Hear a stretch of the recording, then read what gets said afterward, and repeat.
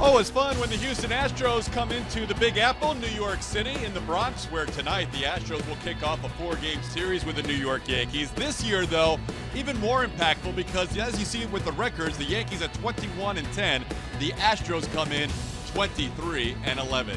Hi, everybody, and welcome. Todd alongside Geoff Blum. And Blummer, I know it's early in the season. We're just past 20% through the schedule, but this will be a lot of fun to watch these 4 games. It is going to be a lot of fun. These are 2 great ball clubs on a great stage here in New York, so a lot of good things can happen this weekend. Both teams off to great starts, as we mentioned, best records in all of baseball, and they can both come back with a long ball. Yeah, they do a really good job, but it's kind of interesting how both ball clubs have gotten to this point. One of them you expected, the Houston Astros, a lot of prognosticators said the Astros were going to be in this position, but I think they're even surprising themselves. The New York Yankees, not a lot of credit given to them early in the season, but they have proven their worth. A lot of young kids going out there driving the ball out of the ballpark, mixed in with some of that veteran leadership that you need on a ball club. Yeah, I think it's early in the season. Probably too early to make a statement for this series, but the Yankees have played much better even after the trade deadline last year, and it's kind of carried over with some young players doing the job this year. Yeah, they've done a good job, and how about a couple of Yankees in that Astros lineup and locker room, helping them learn how to play on this big stage with the expectation of being in first place like they are right now. Should be a lot of fun, and when you want to kick off the series well, why not go to your ace? And that's who's on the mound tonight for the Houston Astros. We'll have more on Dallas Keuchel getting ready for the first pitch from the Bronx, from Yankee Stadium, right around the corner. Astros visiting Yankee Stadium, taking on the New York Yankees, 2 of the best teams in the entire league right now, both playing very good baseball, both looking like complete teams. And guess what? We have 4 games to see this one play out. So where do you even begin? Well, we have Toyota Time to Play to help us. For the Astros, it wouldn't be a bad idea to start with their superstar shortstop, Carlos Correa, who grew up idolizing Derek Jeter. He's made some Jeter-esque plays lately, but he's swinging a hot bat here lately. Check out since April 25th, hitting .350, and we've seen the extra base hits come on for Correa. He's hit all 10 of his doubles in that span, coming up with some clutch hits here recently with runners in scoring position. All right, we also have a couple of former Yankees returning to the Bronx as we move on to Carlos Beltran here, who's really happy to be here. He understands why he was traded away from New York, always have a place here, he lives here. So good for him to come back. Brian McCann, another guy who had to waive his no-trade clause to get here to Houston, knowing that he would have a chance to play every day, work with some great pitchers, and be on a contending team. He said he's got a lot left in the tank. Very happy to be here in Houston. It'll be interesting to see how the crowd reacts to those 2 as they had good times here. And then, of course, Dallas Keuchel on the mound. Todd mentioned this earlier. They've got their ace going to start this 4-game series, who's been excellent against the New York Yankees in his career. Since 2014, 4-2. You saw the ERA 141. Piling on the punch-outs, 43 Ks to just 6 walks. So settle in for this one. The guys in the booth are going to enjoy calling today's game for sure. Blummer, I want to ask you, Keuchel facing a very good lineup today, but which matchups are you looking forward to seeing today? Julian, I appreciate you throwing it up here, and I think Dallas Keuchel, it's going to be fun to watch him pitch in this ballpark where he has very good numbers, but I'm also interested to see how he attacks Aaron Judge. Aaron Judge is a massive human being at 6'7", about 282 pounds. But you're going to see him taking some monster hacks. We've seen him hit the off-speed. We've seen him hit the fastball. We're going to take a deeper look into some of the weaknesses maybe or holes in that swing for a guy his size who is very good on the inside. So I'm kind of curious, for Dallas Keuchel to be effective, we've seen him work on the edges and be able to get inside on some right-handed hitters, which opens up the outside corner. This guy right here in Aaron Judge has some very long arms with that height, so I'm kind of curious to see how he covers the plate with Dallas Keuchel trying to work both sides. But we've seen in this video here, if you make some mistakes, you're going to get pummeled.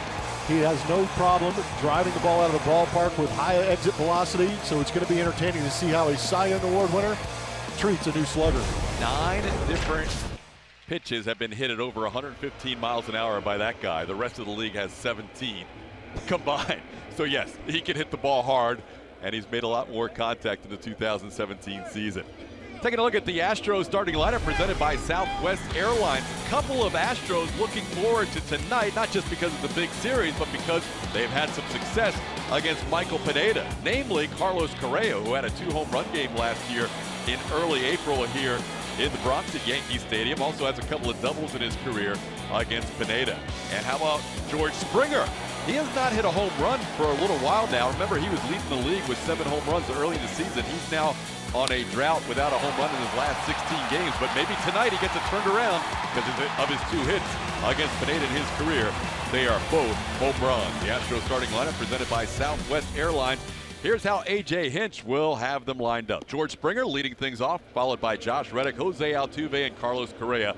Carlos Beltran and Brian McCann in their return home to the New York Yankees Yankee Stadium. Yuli Gurriel, Alex Bregman, and Noriaoki rounds out your lineup. Michael Pineda going for the New York Yankees, having himself a very good start to this season. He is career 2-2 against these Houston Astros with a 4.75. Last season, in 3 starts here at Yankee Stadium, gave up a 7.63 ERA.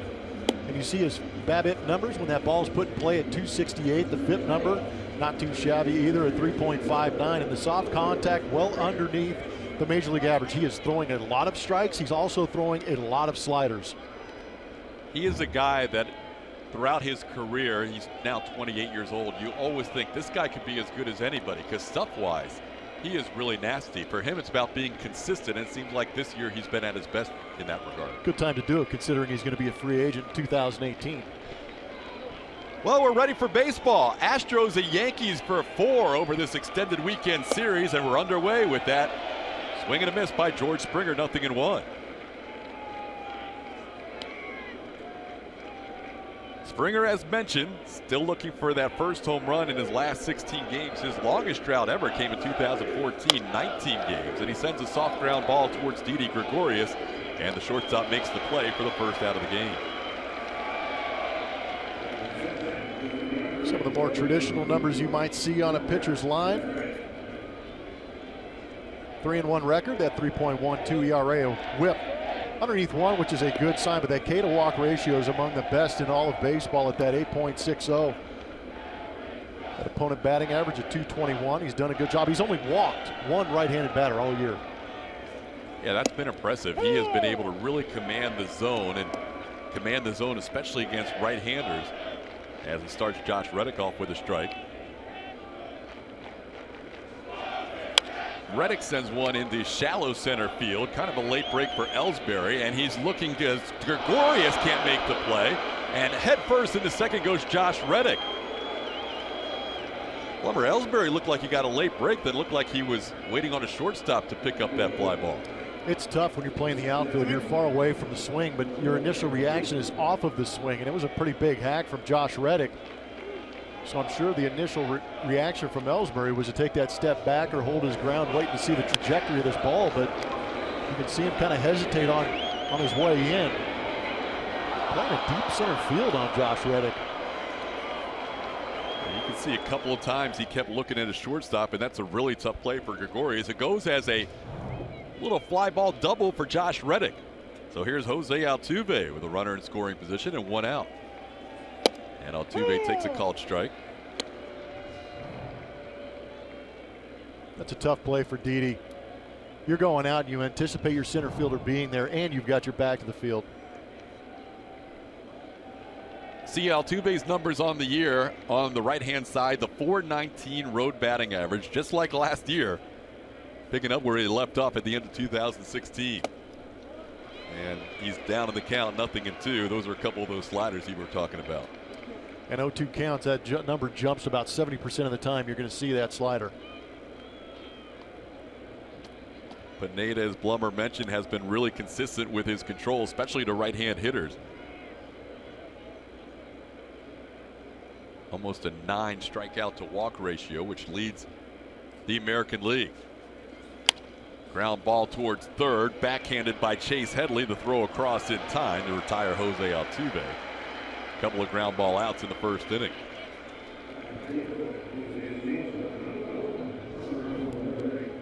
It was actually a pretty good slider to hit in a 2-strike count. But sometimes in 2 strikes, you're looking to defend instead of try and hit that ball as hard as you can.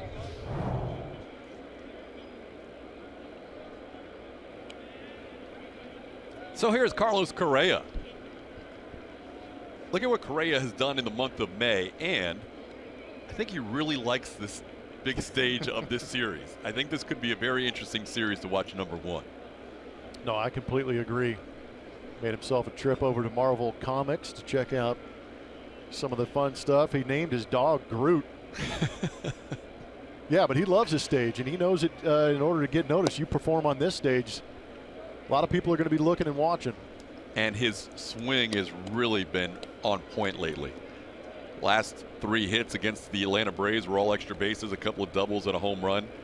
In fact, he has all his doubles in the last 14 games. Remember for a while there? Yeah. We were wondering, when is he going to get his first double? And they're coming in bunches now.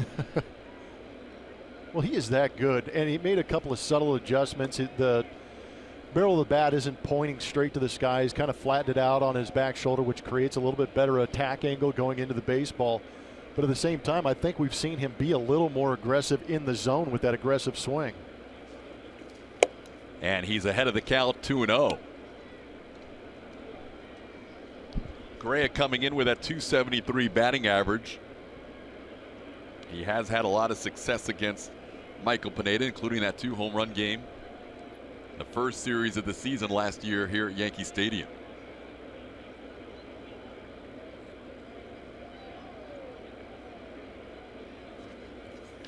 That ball is driven deep to right center field. Looking up is Judge. Gone. 2-run home run. Carlos Correa.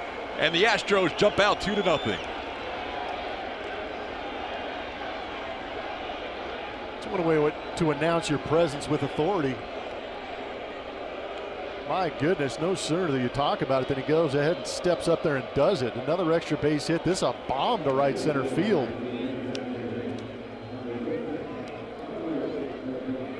Pitch came in at 94, left at 107.7. I love that Altuve came from all the way on the other side of the dugout to greet him in the on-deck circle. That's a guy that's just as fired up as Correa. So here's Carlos Beltran as he takes a called strike. Be a good look at it on our MD Anderson strike zone. Up and out over the plate. Big kid like Carlos Correa likes to see that. Gets extended and drives it.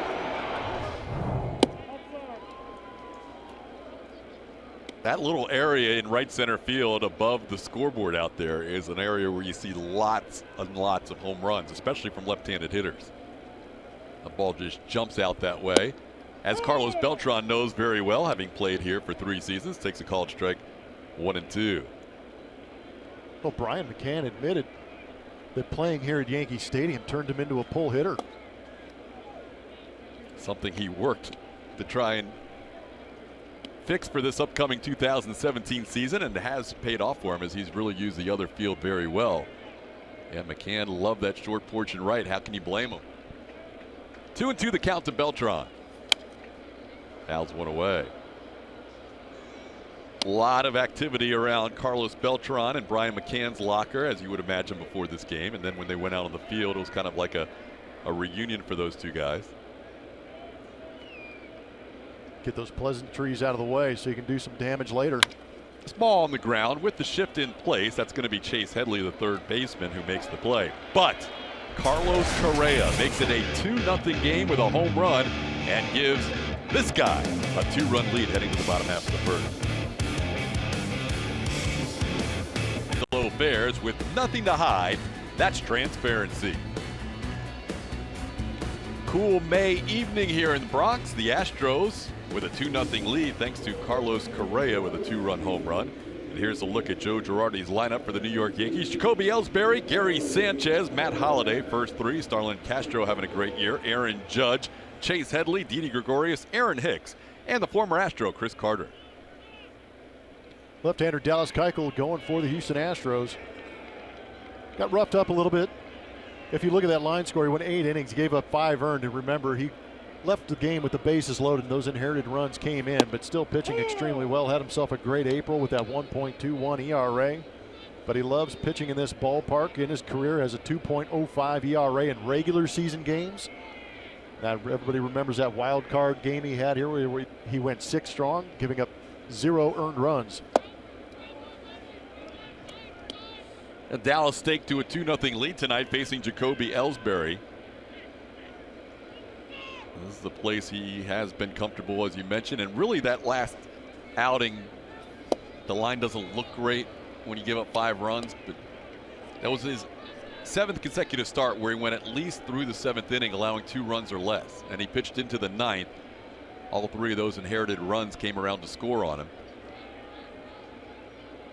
Head of the count on Ellsbury, 1-2. And he gets Jacoby Ellsbury swinging for a strikeout, so a good start for Dallas Keuchel. It's good to see Dallas Keuchel going good. The pitching performance right now is going to be brought to you by Kubota. 2015, we just hinted at, 6 innings strong, no runs given up. Stepped up in a big moment when the Houston Astros needed him, when they snuck into the playoffs and eventually went into that American League Division Series against Kansas City Royals. We talked about how Correa performs on a big stage. Dallas Keuchel's done the same thing. There were a lot of people around the country who really wanted the Astros in that game. You either love the Yankees or the majority of the baseball world just does not like to see the Yankees win. And that's a big stage. Obviously, one and done. You win, you win or you go home. But to pitch at Yankee Stadium and to really quiet that crowd. Took him out early. That's a big deal. And that was an impressive performance in that wild card game here in the Bronx. That was on the 6th of October, 2 seasons ago. Gary Sanchez with a 1-1 count. It's funny when you look at how these teams have gone from 2016 to 2017. For the Yankees, it was trade deadline moves, and yet they got better after they traded all their stars away. And with this guy, Gary Sanchez, playing for Joe Girardi last year, he almost won Rookie of the Year.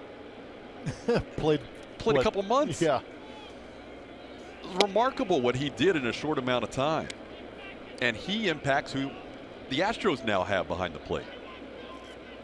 No, that's exactly right. If Gary Sanchez doesn't do what he did last year, Brian McCann is not a Houston Astro, but the Houston Astros jumped on an opportunity where the Yankees wanted to shed some payroll and got rid of Brian McCann, and it's worked out extremely well for both parties. And remember, Brian McCann made the choice to come here to Houston. Swing and a miss. Gary Sanchez goes down swinging. Dallas Keuchel has started with back-to-back strikeouts. And this series could not have started much better for Carlos Correa and Dallas Keuchel.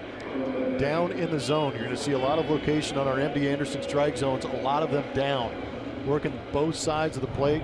Dallas Keuchel is one of the more effective pitchers of working those corners this season.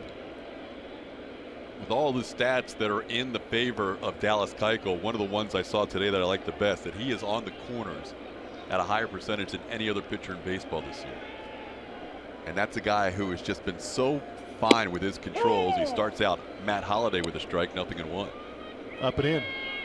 Having played against Matt Holliday for a while in my career, and he's still going out there. Up and in is a tough spot for him. He actually, as a right-handed hitter, does a good job down and in, so it'll be interesting to see how Dallas Keuchel works the slider if he chooses to throw it to Matt Holliday, but you see they're going to try and tie him up. But what that does is it opens up that outer third. So if you try a slider, you either need to bounce it in, yeah, or try and keep it on the outside part of the plate, it sounds like. Yeah, you don't have that break to that middle down and in, or that inner third. 1-1 the count. Ooh, that was close. Brian McCann held it there for an extra beat. It's 2-1.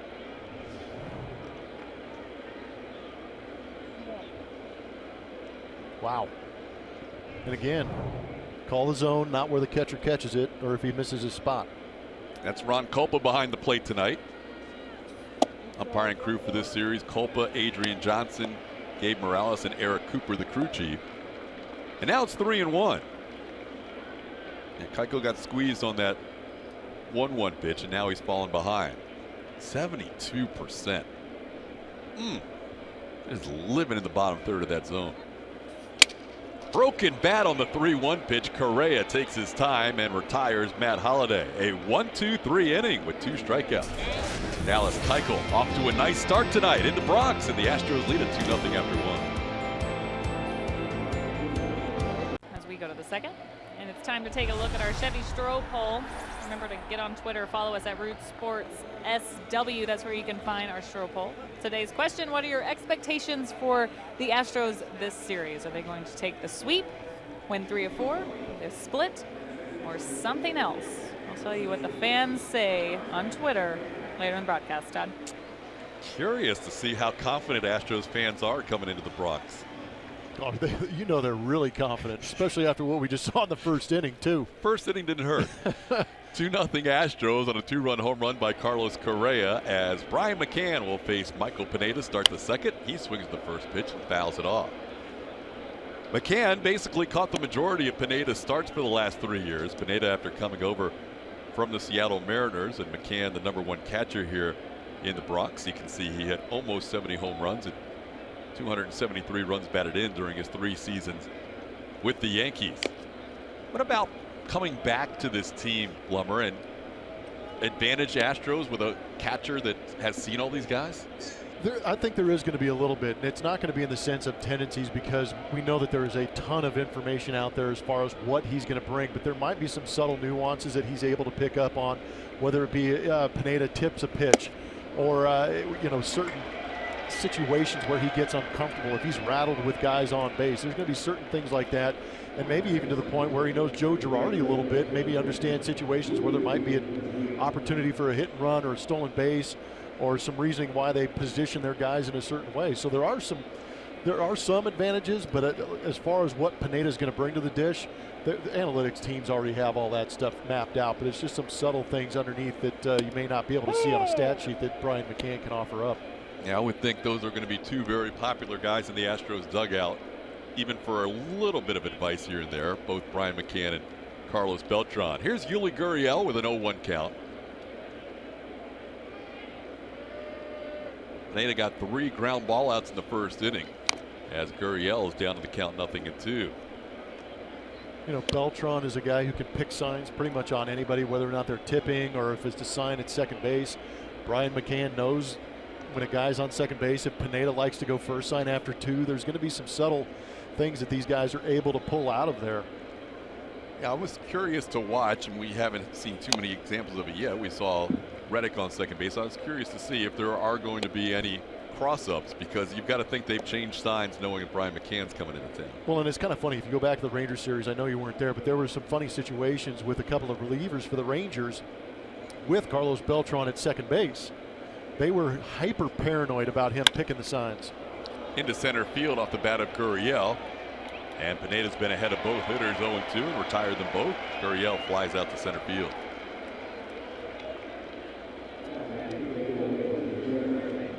Pineda starting here at Yankee Stadium tonight, where he has been very good this season. Really good overall. He didn't start very well. His very first start against the Tampa Bay Rays at Tropicana Field only lasted 3 2/3 innings, but since then he has been very good, has not allowed more than 3 runs in any of his subsequent starts. Yankees are 5-1 in their 6 starts, and they've won the last 5 of them. 1-0 the count to Alex Bregman. Bregman had a 10-game hitting streak snapped in yesterday's game against the Braves. That was the longest of the season so far for Houston, although George Springer has a chance to match that tonight with a hit. And Alex ahead of the count 2-0.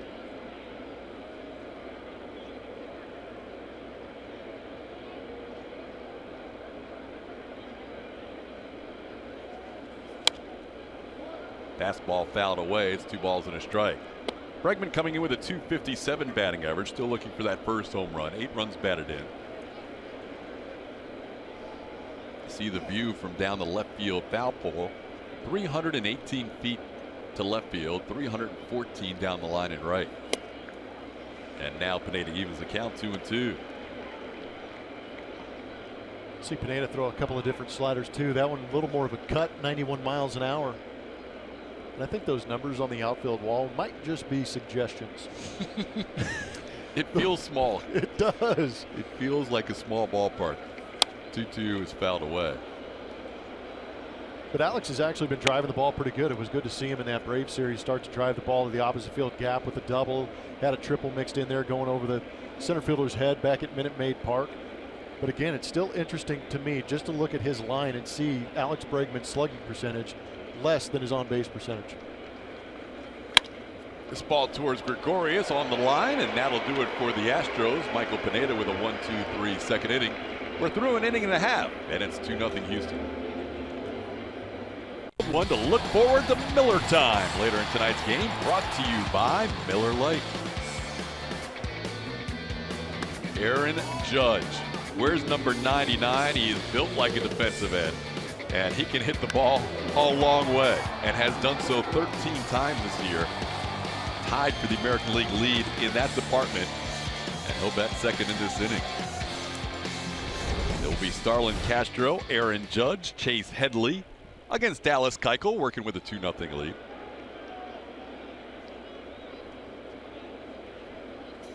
And the first pitch is a little chopper. Keuchel quickly off the mound. His throw in time. Dallas Keuchel makes another solid defensive play for the first out in the second inning. Time for our league leaders. It's going to be brought to you by Houston Methodist. Talked about all those home runs from Aaron Judge, but he is a maximum exit velocity guy.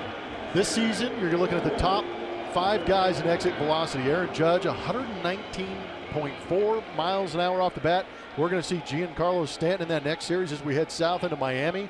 Trumbo, Brad Miller of all people sneaking on there, getting the barrel on a ball.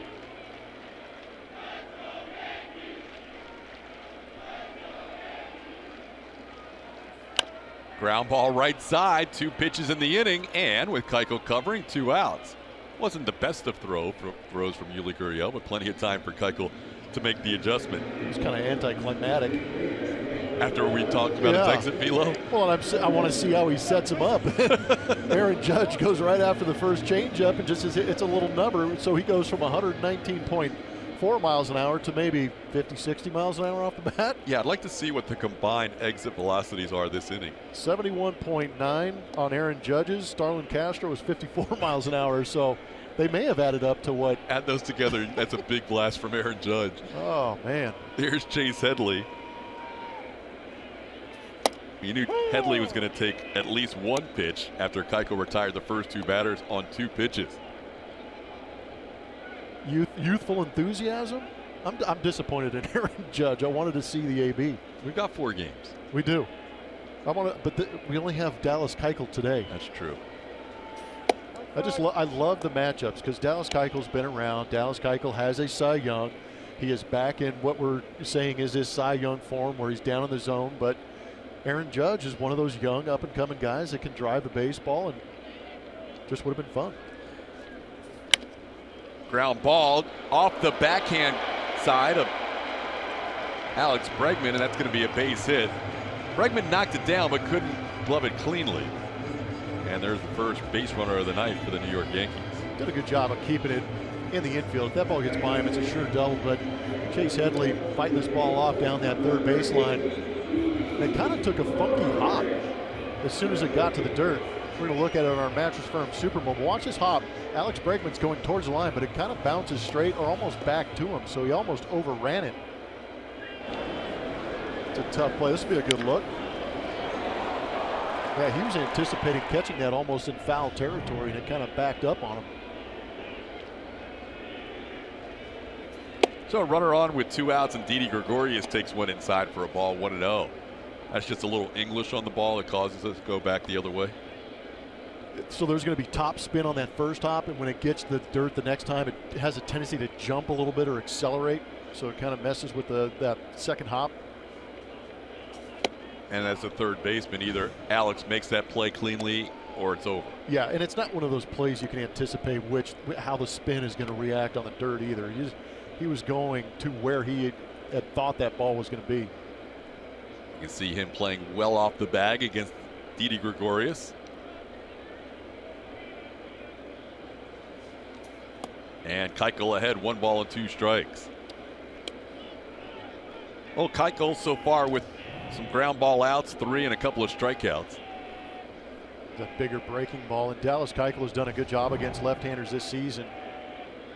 Coming into this game, in 31 batters he's faced left-handed, they're hitting 100. And that's now below 100 as Gregorius strikes out. 3 strikeouts in the game. First one this inning. It's been 3 strikeouts and 3 ground outs. Typical Dallas Keuchel early on. 2-0 Astros. Inning. The 1927 Yankees are tonight's Texas Auto Diamond Kings. 110-44 Blummer, and they outscored their opponents by 376 runs. Really? Yeah. That doesn't make any sense. Bronx Bombers, Murderers Row, that's putting up some serious numbers. 975 runs in 154 games. That's a pretty good squad right there. I mean, they were. It's funny whenever you hear a team referenced as often as the 27 Yankees, you know they were special. You always hear somebody say, well, it's not like they were the 27 Yankees. Exactly. That is the pinnacle of offensive standards throughout the history of this game. 3 or 4 guys of 150 plus RBIs or something amazing. I was just looking at the numbers. They're ridiculous. Babe Ruth, Blummer, drove in 165 runs in 144 games and, 154 games, and he was second on his team. Luke Gehrig drove in 173. Are you kidding me? What are we doing? How do you go through that part of the lineup? 3-0 to Norioki. We like this Astros lineup. It's thick. But there's no 173 and 165 RBI guys ready to emerge. That was quite a season. Nori's ahead of the count, 3-0. It's Aoki, and then back to the top of the order for the Astros here, up 2-0 on a Carlos Correa opposite field home run. There's the Bambino. Yeah, you can't really forget those guys. There will be a new single digit added to the retired numbers on Sunday. This is Derek Jeter week here in the Bronx. And there you see, one's already up there, 3, 4, 5, 6, 7, 8, 9. Only one single digit left. And Aoki, after being ahead of the count 3-0, strikes out. That's rare to see him not only strike out, but do so on 3 pitches after being ahead of the count. Well, just in the early parts of the season, seeing what Aoki is having a tough time with, its velocity up in the zone and its power sliders down. But right there, Michael Pineda just powered him away with fastballs. So here's George Springer. Big swing and a foul tip, 0-1.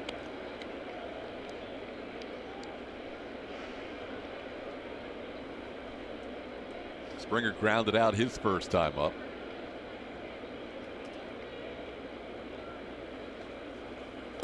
And there's that slider, and George chases 0-2.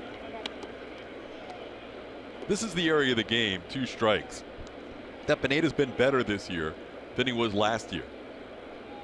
This year he's really focused in and limited any damage at all. Once he gets to 2 strikes, it's a very low slash line for the opposition. And there he goes. He gets Springer chasing a 3-pitch strikeout. So after getting behind Aoki 3-0, he strikes out the next 2 batters on a total of 6 pitches. Time now for our T-Mobile Unlimited Baseball break. And it's going to be on Michael Pineda. Some of the numbers we were talking about, and Todd was hinting at, that strike-to-walk ratio. The percentage of strikes he is throwing is almost 70%, which is crazy. But first pitch strikes, he likes to get ahead early. The fastball strike percentage is up. Just saw a change-up right there. But when you're working ahead like that, that leads to the strikeout numbers that you're talking about. And if you're working ahead, you really don't get to those 3-0, 3-2 counts where you might possibly have that walk. But he has been very good in the strikeout and very good in not giving up the walk. Like I said in the first inning, on any given day, you can watch this guy, Michael Pineda, and think he's one of the game's best. Because he has that stuff. He's a big guy. If he was able to be consistent in his career, he could be one of the game's best. And so far this year, he has shown that consistency, and that's why he's been so good. 0-2 upstairs. Reddick doesn't chase.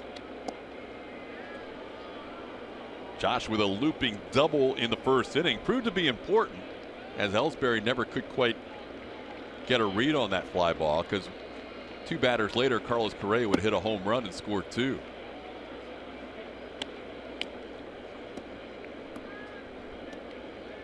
Pineda ahead 1-2. This year just a 281 OPS when he gets to 2 strikes. Last year that number was 532 with 2 strikes. Good swing. That was a good swing. Josh was on that one. It's 2-2. Josh left the 99 home run club, Lummer. He did. Good. That means less at the dinner table when I invite those guys over. Plummer and 7 others, along with Reddick, in that 99 club for a while, and Josh hitting home run number 100 against the Braves yesterday. A couple games ago. How was the woo factor at the Minute Maid Park? Still strong? Yes. People still wooing a lot when he hits home runs? Very much so. Ric Flair has gotten in on the Twitter action on the woo. Supporting it, obviously. When he hit his 100th home run, guess who tweeted at him? Seriously. Yeah, Ric Flair, the Nature Boy, said, woo, for number 100. There you go. 3-2 pitch. Pineda ends up striking out the side, getting a Okie Springer. Now Reddick. 4 strikeouts in the game, 3 in the 3rd inning. In the Bronx. Raise your glass and cheer on the Astros Friday, May 19th at Pinot in the Park, presented by Houston Methodist. Special ticket packages are available with first 500 purchasers receiving a Pinot in the Park cosmetic bag. For more info, visit astros.com/Pinot today. Todd. All right, Julia. Dallas Keuchel gets a quick out once again as he gets Aaron Hicks to swing at the first pitch, a comebacker. Dallas made a really good play to start the 2nd inning on Starlin Castro. That one was a little more the casual variety. Just 24 pitches in. Keuchel has retired 7 of the 8 he has faced.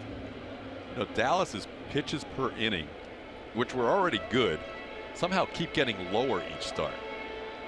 He's 13.2 pitches per inning. Well, and it's interesting to watch. You know, the ball clubs that he faces. You know, you're gonna get some clubs that are young and aggressive. They want to go out there and attack. Then you've got a team like this in the New York Yankees who have a very good zone control. They lead the league in on-base percentage, and they barrel the ball up when it's in the zone. But Dallas Keuchel's staying off the edges. It seems like they're trying to be aggressive early on, but it seems that he's making good pitches early in the count with the off speed to get them to chase and hit it off the end of the bat. There you see the pitches, a single-digit inning last inning. He's behind Chris Carter, his former teammate here, 2-0. Carter on the ground through the shift past the diving Jose Altuve. Oh, Carter with the first really clean hit of the night, as the first one was a ground ball that stayed in the infield. He's a 1-out base runner. Talk about the homecoming for McCann and Carlos Beltran. I'm sure Carter's enjoying facing his former mates today. It's a pretty interesting offseason for Chris Carter. After leaving the Houston Astros, went to Milwaukee, put up a 40-plus home run season, then was basically looking for a job, and the Yankees offered up. Those two sentences usually don't go back to back. You're right, but it explains a little bit about the hitter. 41 home run season and then looking for a job. Here's Jacoby Ellsbury. Struck out his first time up. And I don't have Chris Carter's career numbers in front of me, but usually it's 3 times as many strikeouts as home runs. This year just the 1 home run for the Yankees. Limited playing time, getting a chance to start tonight against the lefty Keuchel. And Dallas, after starting Carter out 2-0, is now 2-0 on Jacoby Ellsbury. As good as Dallas was leading into the 9th inning in his last start against the Los Angeles Angels of Anaheim on the road, he did have a couple of counts in the middle part of the game where he was working into hitters' counts more often than he'd like. Now he's 2-1 on Ellsbury. You could just see the frustration on Ellsbury's face. Look back to the umpire. Did you have that as a strike? I'm sure the umpire said yes. But that's a 2-0 hitter's count, and he's looking to maybe drive a baseball, and he can't pull the trigger because he paints down in the zone with it. And now he's even up 2-2. Only 2 lefties in the Yankees lineup tonight, Jacoby Ellsbury and Didi Gregorius. They do have a couple of switch hitters in there, Chase Headley and Aaron Hicks. He struck out Ellsbury the first time. He's also struck out Gregorius. So those numbers continue to be impressive against left-hand hitters.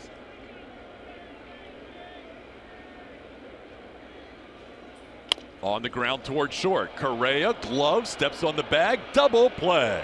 Dallas Keuchel with that patented inning-ending double play. We are through 3 in the Bronx. Astros lead it 2-0. Correa takes it himself. They get the speedy Ellsbury. Connect to Astros baseball all season long with the MLB.com @Bat mobile app. Customize the app for the Astros and get awesome stuff all year by subscribing to @Bat Premium.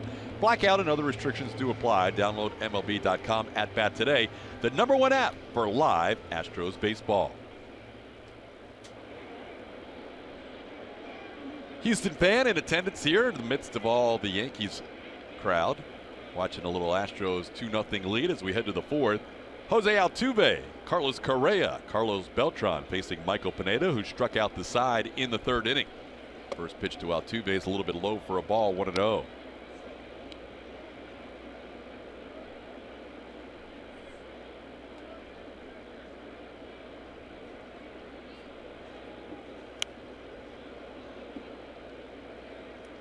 Astros coming into this 4-game series against the Yankees, coming off that mini 2-game sweep at the hands of the Atlanta Braves. They had the off day on Monday, did A.J. Hinch and his crew, leading into that series.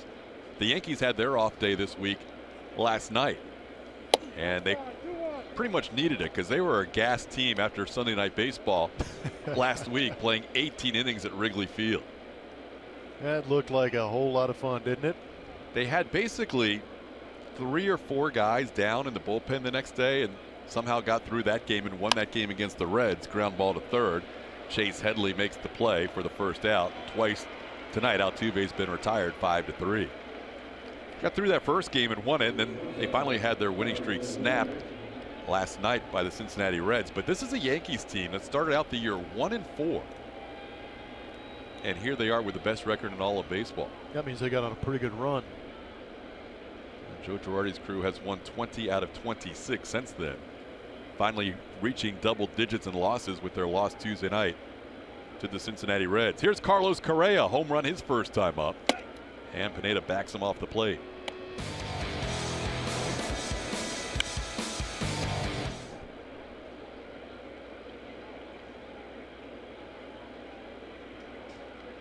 Correa now with 3 career home runs against Pineda. He's 6 for 9. 5 of those 6 hits are extra base hits. The 3 home runs and 2 doubles.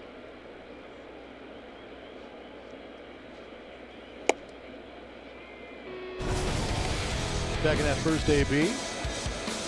Obviously, Carlos Correa sees the ball pretty good out of the hand of Michael Pineda. Up, out over the plate. The bomb to right center field. Nicely done. That's where we've seen Carlos do a lot of his damage here in recent weeks. Up the middle the other way. Going gap to gap. Same count where he hit the home run, 2-0, and now Pineda's behind 3-0. He does not look like he's comfortable throwing the ball near the plate with Carlos Correa. Really doesn't, does he? You can see missing by a wide margin out off the plate. Does he come into the house right here? Nope. That's the guy we showed you the graphic with all those control stats, leading the majors, leading the American League, and all those strike throwing statistics, but he did not come close in that Carlos Correa at bat. That's one of those unintentional intentionals. Yeah, there was definitely a little bit of angst in that pitching for Michael Pineda, but only the second walk to a right-handed hitter this season. And Carlos Correa scared him out of the zone, which is unique when you have a guy pitching as well as Pineda. Here's Carlos Beltran. Grounded out his first time up. You mentioned Correa and driving the ball the other way. More so what you've seen recently than at times last year? Yes. I think we saw a little more aggressive Carlos Correa on the inside corner, tried to turn on the pitch a lot more, driving it out to left field. But now, the maturation is happening where he's learning his ability to stay up the middle, because we've actually seen pitches middle and then middle in that he's actually driven the other way with high exit velocity. So the kid's capable of going the other way. And it's more or less on fastballs where I think mentally he's trying to hit the fastball the other way and maybe get some off speed hanging up in the zone that he can turn and burn on and yank out of the ballpark. There's going to be a lot of conversations in this game in particular with Chris Carter on first and his former team coming over there, and then Brian McCann behind the plate. And Chris Carter's a basket of emotions. I think in the 3-4 years that we had a chance to watch him, he had the same stoic look on his face whether he hit 3 home runs in a game or punched out 3 times. He's the most easygoing guy. 0-2 to Beltran is up high for a ball, 1-2. Well, it seems to run in the team, because that's what they say about Aaron Judge too, how even last year when he struggled, he never wore it. And this year obviously has not been a struggle for 99.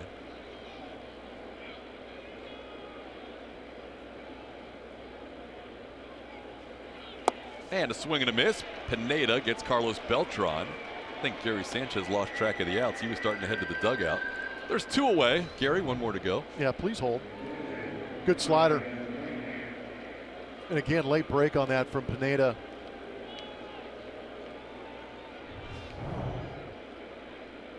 Yeah, you mentioned slider with 2 strikes. He goes heavy slider. He struck out 3 batters in the last inning on 3 different pitches. Got Aoki on a fastball. Got Springer on the slider and Reddick on the changeup. Here's Brian McCann. He struck out his first time up. 5 strikeouts in the game for Pineda as he checks Correa at first. And the one CC keeps the tag on the other CC for an extended amount of time. Draws a smile. Carter smiled. No. Oh, the other CC. The other CC. Okay. Thought we were going to have to go to the replay.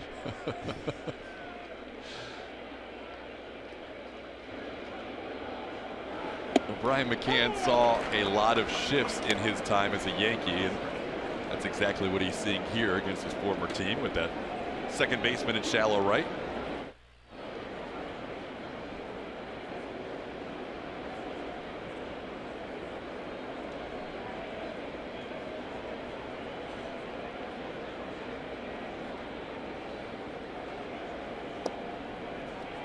One misses away. It's 1-1. McCann getting a chance to play every day. That's why you're excited to become an Astro. 281, 5 home runs, 18 RBIs.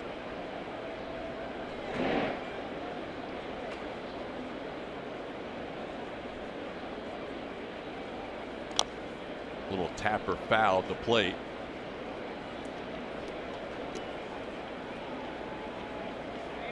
A lot of learning moments last year for Gary Sanchez, listening and watching Brian McCann, listening to and watching him play, and then Sanchez just stormed through the second half of the season and ended up hitting 20 home runs in his first 51 games. Correa was leading and Pineda almost got him.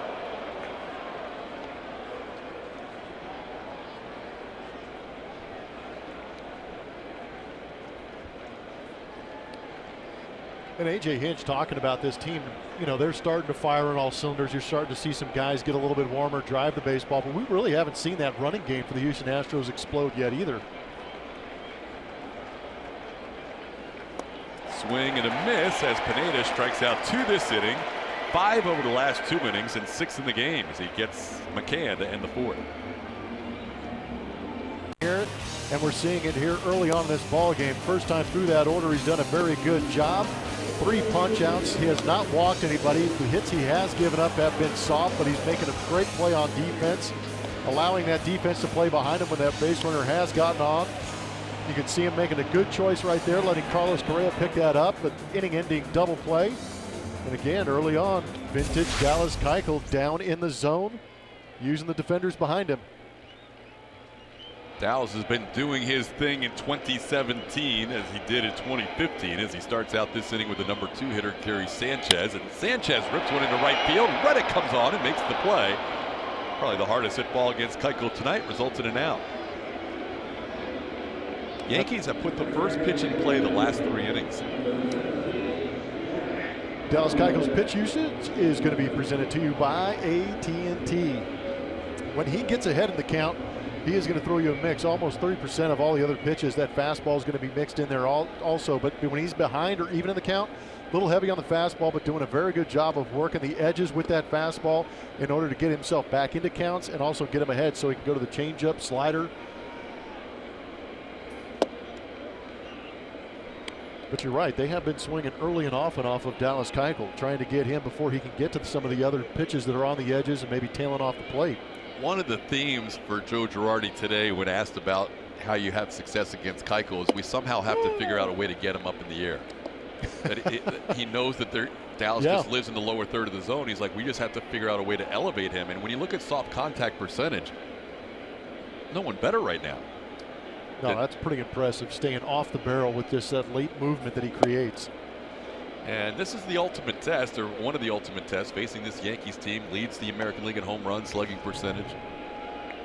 on base. Their OPS is very good as a ball club. Good job of changing speeds down in the zone. Matt Holliday, the batter, down in the count 1-2. Holliday takes a called third strike with a fastball up in the zone. He doesn't think that was in the zone, but it's a strikeout for Dallas, his 4th of the game. It's a good place to attack Matt Holliday. And again, as a hitter, if you're anticipating cutter and Dallas Keuchel throws the four-seamer, that's what happens. It stays in the same spot. It doesn't come off the plate. It almost looked like Dallas was trying to come in there for effect and caught the edge. Really good pitch. Holliday didn't like it, but that was all over the plate. So 2 outs, bases cleared, and Starlin Castro, the batter. That .352 average is good for 3rd in the American League. Leads the AL in hits, coming in with 45 of them. Takes a strike, 0-1. He grounded back to Dallas Keuchel on a nice play by the Astros starter, who has won 3 consecutive Gold Glove awards. And he's got Castro fishing there. It's 0-2.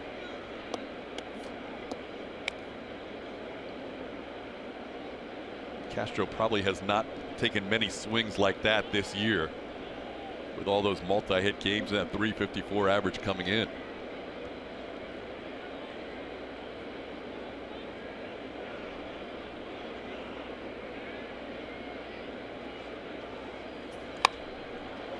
Oh, 2 pitches, hooked foul, it stays 0-2. Those right there are Greg Maddux specials. Just dangle a pitch out there, have a guy just turn on it, crush it foul. Because Greg Maddux always said, he goes, I'll let guys do that. And he even said he did it to me on purpose a couple times where I just yank a fastball foul. He goes, I knew it was a strike, whether you hit it foul or you swung and missed.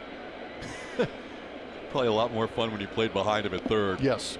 Yes, it was much better having him on my team. Then you could smile a little bit when you saw that happen. Yeah, but then you actually got almost, it was almost like pulling the curtain back a little bit, so to speak, because you got to play behind him and see what he was doing, and you understood the thought process and his ability to get you that ground ball at third base. It was amazing.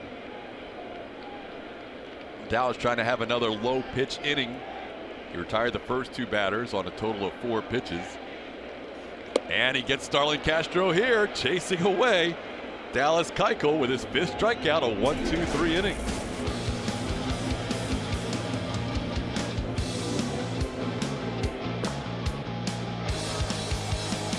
The Yankees, Yuli Gurriel leading things off, who's playing for the very first time at Yankee Stadium, but it's not his first time to be in Yankee Stadium. He actually came to a game, guys, before he signed with the Houston Astros. So it was last summer. He came up here, watched the Yankees and Angels, and knew he was going to sign. It was just a matter of time that it all got done.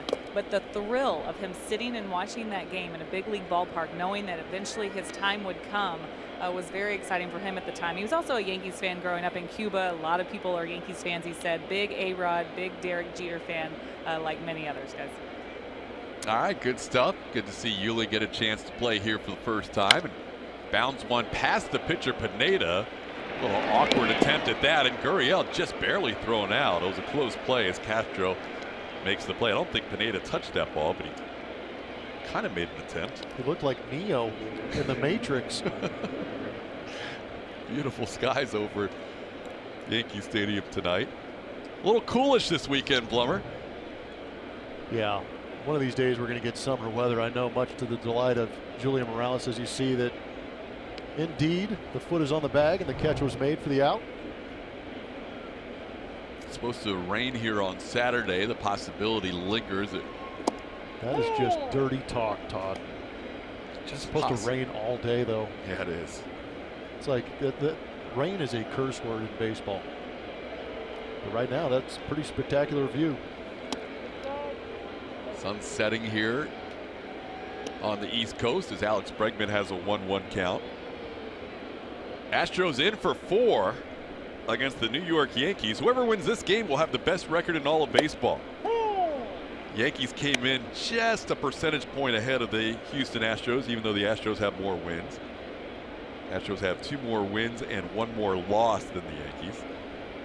Their percentage just slightly better. This ball is hit hard to right center field. Bregman gets into this, and this one is off the base of the wall. Bregman turns for second, and he will slide in with a 1-out double.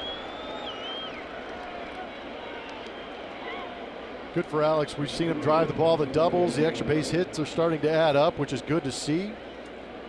Try and get that slugging percentage over that on-base percentage. That's a good way to do it, is get pitches up, out over the plate and barrel them up and hit them on a line. And again, that right field wall comes at you quick, especially when you hit a ball that hard. Good swing from Alex. It's actually a pretty good play off a wall by Jacoby Ellsbury, also understanding that wall shoot right back to him in good position, but the speed of Alex Bregman and anticipating that double get him in there. Yeah, good to see Bregman bunching up those extra bases as Aoki will bat now. You mentioned the ball to the wall in center field at Minute Maid Park in that Braves series. Now one to the wall and off the base of the wall at Yankee Stadium. Just a matter of time before Alex will get his first home run. We don't even think he hit the wall prior to the last few games. Yeah, there was a little bit of concern. You want to see him at least barreling it up. He's been putting together good ABs, and he's actually been driving guys in while they've been in scoring position. But I think those are great opportunities when you can have a guy like Alex Bregman put himself in scoring position by swinging the bat. But his power, home run power, is the pull side for me. Aoki slices one down the left field line. Long run for Aaron Hicks. It's a foul ball. Had it stayed fair, it would have scored a run, but it was just foul.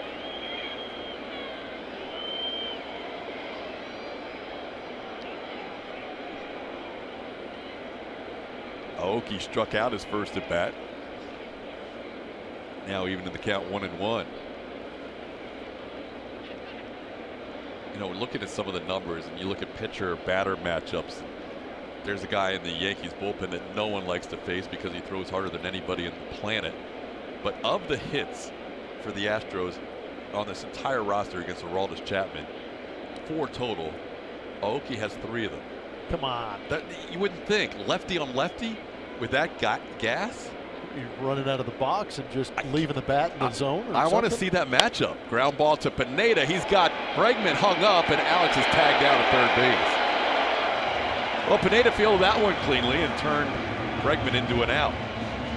It's actually a great play. That was not a heads-up play by Alex Bregman. You're in scoring position, and when you're a base runner on second base, you want to make sure that ball gets past the pitcher. That is a big key before you advance the base, and that is obviously why, because Pineda makes a good play on it and gets the out. Gets that runner out of scoring position, and that is compounded by the fact that you've got the top of the lineup coming up. So 2 outs, and here's George Springer. Springer struck out on a slider his last time up. Also is grounded out 0 for 2.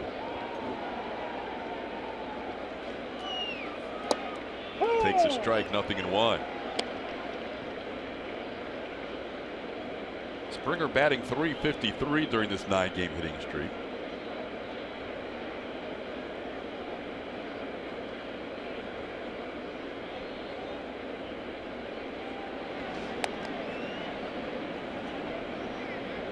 Mentioned the Yankees had that crazy 18-inning game against the Cubs at Wrigley Field on Sunday. Then had a 2-game series in Cincinnati. They ended up going 4-1 on that road trip. Joe Girardi's team has swept Boston and swept the Cubs this year. The Boston series was a rain-shortened 2-game series, but they have played some of the top teams around and come out on top for the most part. A lot of people were very curious to see who would come out on top of this 4-game series between the Astros and the Yankees. We've mentioned the 2 teams with the best run differential. One of those, unless they go exactly even, one of those is going down this weekend. I think that's part of what makes this matchup so interesting, is that you've got the best hitting, the best pitching. Something's got to give, but then again, you have a 4-game series on top of it, so it could just go right down the middle and we just keep moving on through the season. Aoki, check it first.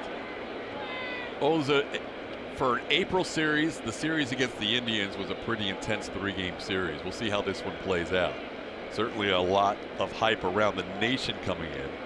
Most of the Astros and A.J. Hinch kind of downplaying the importance of the series just on the 11th of May. Yeah, but there's storylines throughout the course of the season, and these 2 teams are the best teams in baseball right now, so why not talk about them? They've earned the right to be on the big stage. Let's take a look at the AL rankings and we'll see where these teams stand. Pretty good. It's really good. And if you pull a couple innings out of that relief ERA for the Houston Astros, they are either matching up or better than what the Yankees have done. And the Yankees with Dellin Betances and Aroldis Chapman at the back end of their bullpen, they can shorten some games too. Yeah, they had the trio last year with Andrew Miller involved for a while before he was moved to Cleveland. Now they're down to the two studs at the back end of the bullpen. In case you are wondering when the Yankees are in town to see them at Minute Maid Park, you have to wait till the end of June, first couple of days of July. The A's and the Yankees for the weekend, Friday, Saturday, Sunday, after the A's are in town for 3. Aoki on the move. The throw by Sanchez gets away. May have hit Aoki. Nori has the second steal of the year, and he's now in scoring position. Second steal of the season for Nori. Good time to run, too. You've got your leadoff hitter in George Springer up there with 2 outs. You either run yourself into scoring position or you run yourself out of the inning, and George gets the leadoff next inning. A lot of contact there with Starlin Castro, the baseball, the base. Worlds colliding. They got him in the left calf.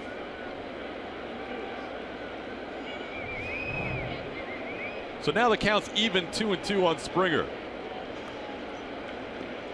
George trying to join Marwin Gonzalez in the 20 RBI club this year. Gonzalez with a team leading 21 runs batted in. George coming in with 19, fouls one away. It stays 2-2.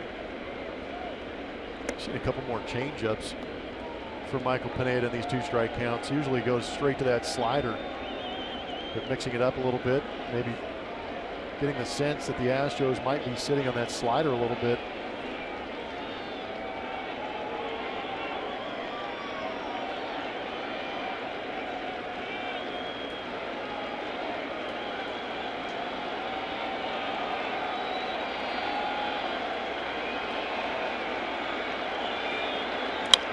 Line drive, base hit center field. Aoki will come in and score. Springer with his 20th RBI of the season gives the Astros a 3-0 lead. Clutch. Astros are good with runners in scoring position. They are also good when you have those runners in scoring position and 2 outs, and that's how you break the backs of opposing teams, not letting them get out of the inning without giving up a run. Nicely done on the slider down. How about staying on that pitch? That is not easy to do. Yeah, if Pineda watches that video, he'll probably say that was pretty close to where I wanted it. Good pitch down out of the zone, and George just used those legs. And again, the patience to let that pitch come into the contact zone is what allowed him to drive that up the middle. Astros coming in 307, leading the American League in runners in scoring position batting average, and Springer adds to that total. Josh Reddick takes a pitch for a ball, 1-0. Well, the 2-strike, 2-out Michael Pineda in the past has been an issue for him, not being able to finish innings and get into the dugout. This year it's been better, but there was a case where he was 1 pitch away and Springer got him for an RBI. Well, I think it's also a credit to what we've seen the Houston Astros do this season. They actually made it a point in the offseason to bring guys in and really preach to contact with those 2-strike counts, because we've seen situations where that runner in scoring position was not being driven in because they would swing and miss so often. Now they're really giving themselves opportunities to stay in ball games and get ahead in ball games, come back in ball games like we've seen them, because they are not giving away at bats with the punch out. High pop up off the bat of Josh Reddick. Chase Headley right all along the foul line, now in foul territory, puts it away. So that'll do it, but the Astros add to their lead. 2-out lightning. Nori Aoki runs himself into scoring position, and George Springer, 2 outs, 2-strike base hit for the run. Presented by Southwest. Yes to low fares with nothing to hide. That's transparency. And by Jack in the Box. Taste the Jumbolicious Jumbo Meal before it's gone, only at Jack in the Box.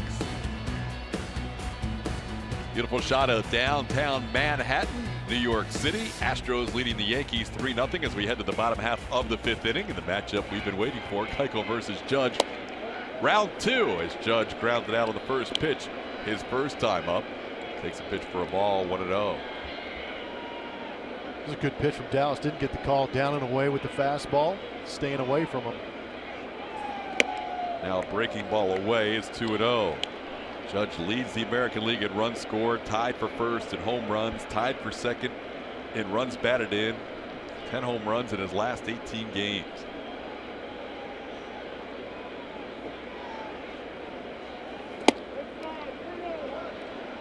We're going to take a look at our forward spray chart with a Keuchel-Aaron Judge matchup, and you can see early on Dallas Keuchel trying to work that outer third against Aaron Judge because those are where the cold zones are, and that's where Dallas has been effective. Even on the 3-0 pitch, he's on the outside part of the plate. And it's going to be tough. You're going to see a lot of the changeups and fastballs on that low and away, but he's going to work that slider down and in. That's that back foot slider that the left-hander likes to throw to get that swing and miss over the top. On the ground, Correa. And after being down 3-0 to Aaron Judge, you are very pleased to come away with that at bat with an out. 3-1 count. This is a hitter's count where we like to see some big hitters go after it, but again, the change of speeds, and I've seen tonight a lot of good two-seam arm side run from Dallas Keuchel, because that's a situation where a big man like that can usually get extended, but that's not where we see Aaron Judge doing his damage. He likes it middle in. Really good 3-0 and 3-1 pitches from Dallas Keuchel. Didn't want to give in, didn't want to walk him, and he made two pitchers pitches in tough counts. There's a breaking ball for a called strike to Chase Headley. Headley with an infield single his first time up. That broke an 0 for 15 streak for him.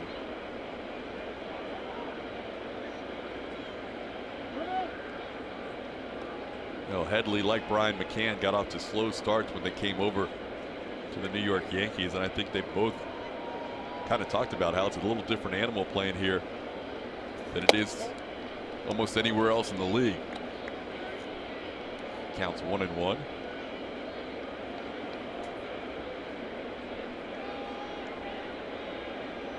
Keuchel has allowed just 2 singles so far through 4 1/3 innings.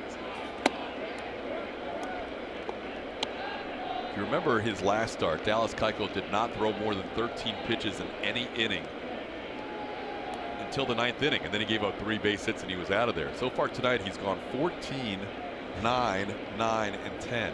Oh man, that is so great. And now it's 2-2. He's commanding the zone. He's keeping hitters off balance. He and McCann continue to just be, and he gets the sign and goes. It's very rare that you see Keuchel disagree with the sign from Brian McCann. Yeah, it's amazing how quickly they've developed that rapport.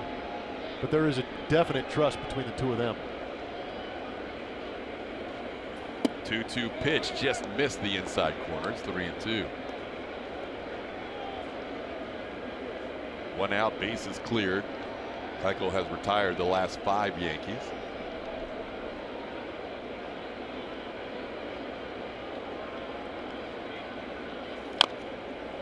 Chop foul at the plate.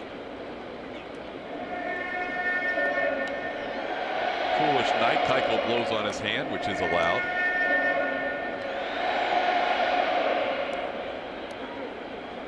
Dallas has averaged 7.5 innings per start this year, and it's gone at least 7 in every single outing.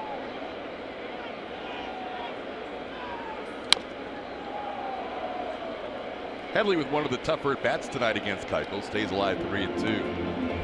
Doing a good job of fighting off that inside pitch, and I wonder if word is starting to creep around that dugout that you got to really fight on that inside corner. We've seen a couple of pitches called by Ron Kolpa behind home plate, so that raises the awareness of right-handed hitters.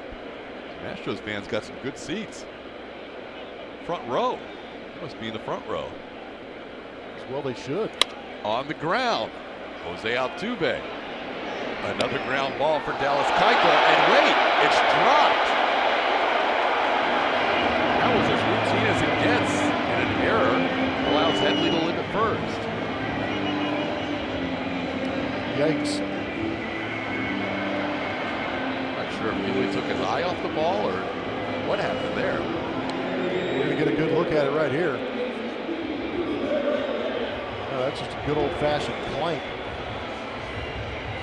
No excuse. All right. Goes as an error, obviously, against Yuli Gurriel, and here comes Didi Gregorius. We'll see if Dallas can get another inning-ending double play. was able to get a double play to end the third. Ground ball, base hit. Headley will stop momentarily at second. Now he'll head to third. And the Yankees have runners on the corners with one away. When you're playing in hostile territory like the Bronx Zoo out here, you want to keep them off the board. You don't want to open it for them. And sometimes an error can lead to momentum. Dallas Keuchel cruising along, pitching out of the windup, and then you get just a simple mistake leads to an error, then a base hit. Get Keuchel pitching out of the stretch. But no need to panic. If you're playing defense behind Dallas Keuchel, you're expecting a ground ball in the infield. If you're playing the outfield, you're looking to get yourself in a good position on a fly ball to make a throw home. But if you're Dallas Keuchel, you've got confidence in your stuff, and you pitch down and get yourself a ground ball to get out of this mess. Now facing Aaron Hicks with runners on first and third, one out. And it's much like the offense. If the guy strikes out with the guy in scoring position, the guy behind him picks him up. Right now, Dallas Keuchel is going to do his best to try and pick up Yuli Gurriel, because we haven't seen Yuli make too many mistakes like that. No, and especially on a routine throw like that. Gurriel's been so good at some tougher plays this season. The other factor on that base hit, you're never sure how it plays out, but if Gurriel's not holding on the runner, maybe he's got a shot at that play on Didi Gregorius. No, that's a great call. 0-1 on Aaron Hicks. Hicks grounded back to the pitcher his first time up. Inside for a ball, 1-1. What gets lost in that error, too, for me, is the fact that he actually pitched Chase Headley really well with him fighting off those inside pitches through the changeup away, gets the ground ball to second base.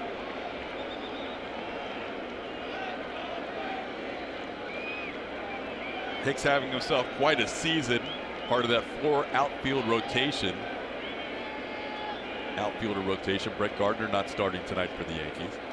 In the dirt, blocked by McCann, 2-1.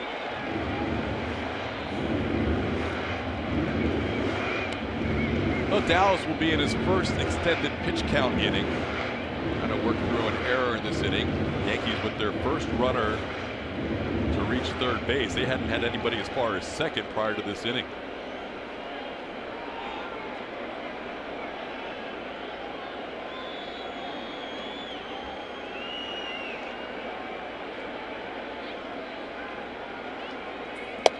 And now it's 3-1.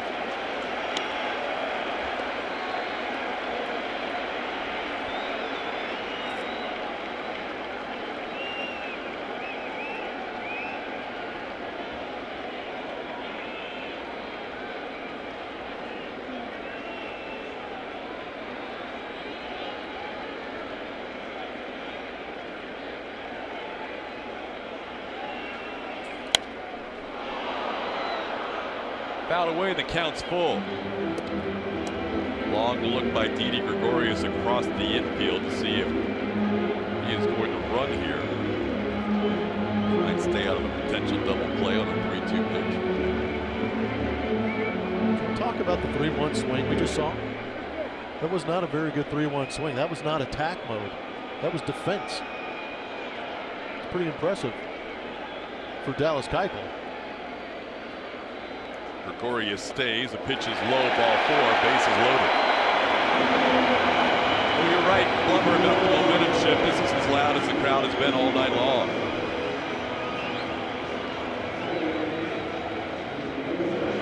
Well, he went from cruising along to now all of a sudden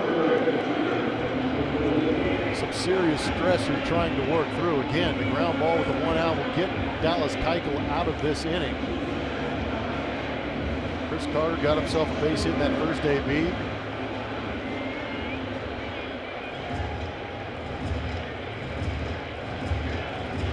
See Carter's numbers in his career, only 2 opportunities so far this season with the bases loaded.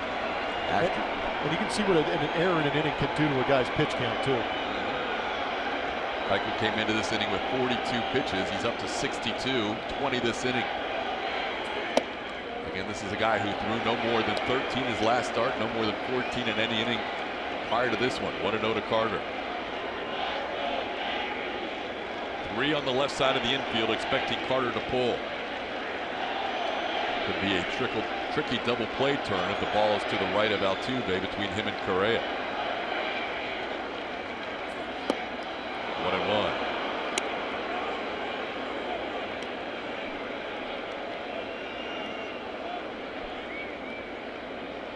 Here you see the pitches ramping up in this 5th inning, still 1 out.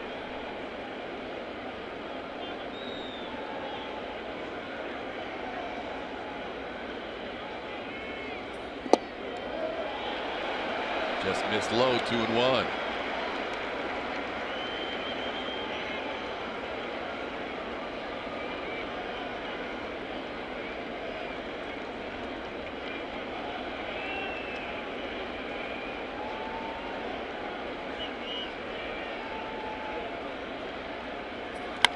Ball ripped foul off the tarp and into the crowd is a 2-2 count.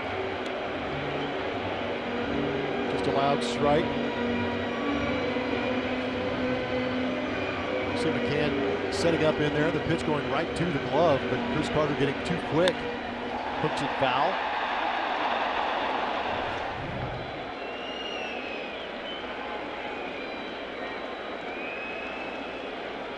Long look in for Dallas on this pitch. Bases loaded, 1 out. No chase, full count. We didn't say that too often when Chris Carter was a Houston Astro. No chase. He had a tendency to expand the zone. A lot of people standing at Yankee Stadium in the 5th inning of a 3-0 game.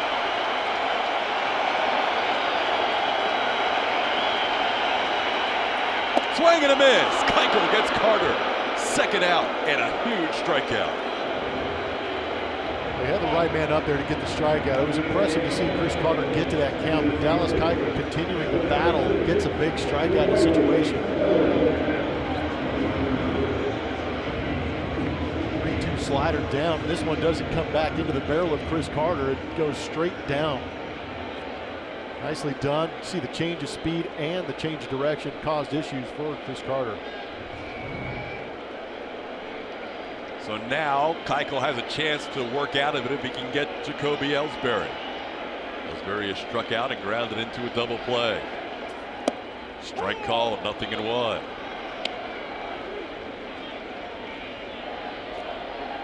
See Ellsbury's numbers with the bases loaded. Keuchel has had success against him in his career.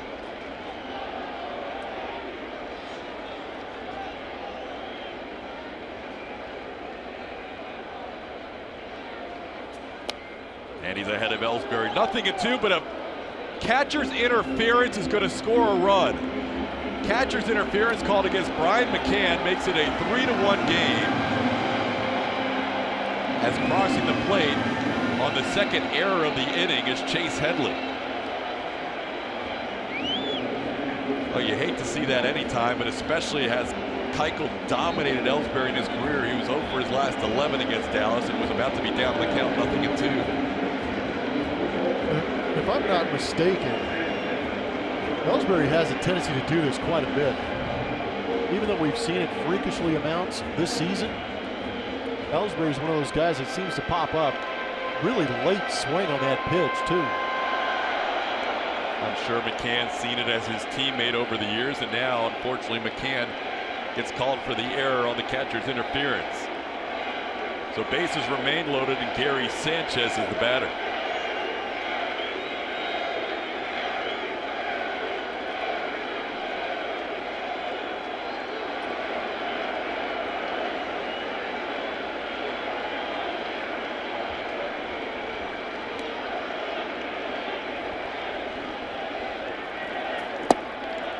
One thing we've seen this year on Astros baseball is a lot of catcher's interferences.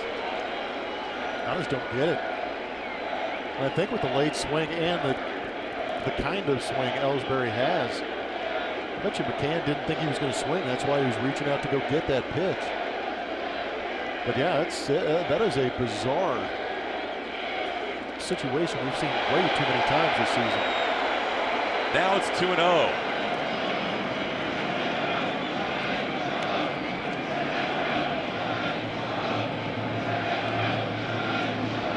Sanchez lined out his last time up, probably the hardest hit ball off of Dallas Keuchel tonight. He's also struck out on a slider.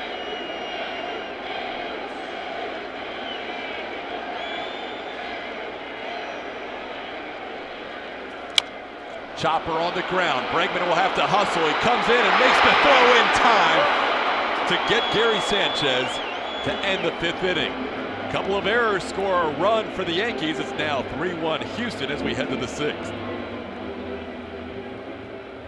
5th inning. A lot going on. Bases juice. Runners running in front. Heck of a play by Alex Bregman, hustling in front of that charging runner, but making a nice pickup. Ball hits him in a good spot in that glove, so he knows immediately where it is, but makes sure of that grip and throws a seed over to first base. Nicely done. That's one where you know the speed of the runner too. He knew he had a little extra time to get his balance after making that nice play. No, that's a great point. Sanchez was the runner. Well, it's an ugly inning in terms of defense. A couple of errors cost Dallas Keuchel a run, but he gets through it with only 1 allowed.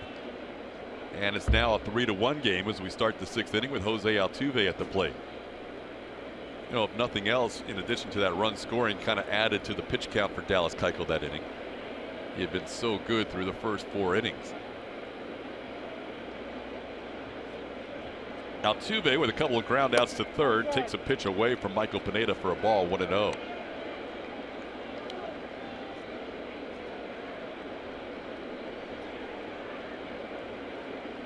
What does catcher's interference do to your pitch framing metrics?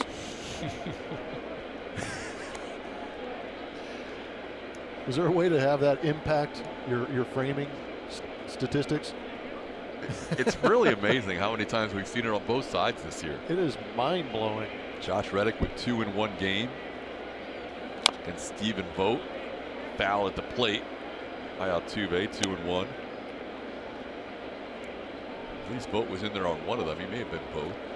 No, I think you're right. One time it nicked the glove, the other time it just clean. Took the glove off. off. The glove right off.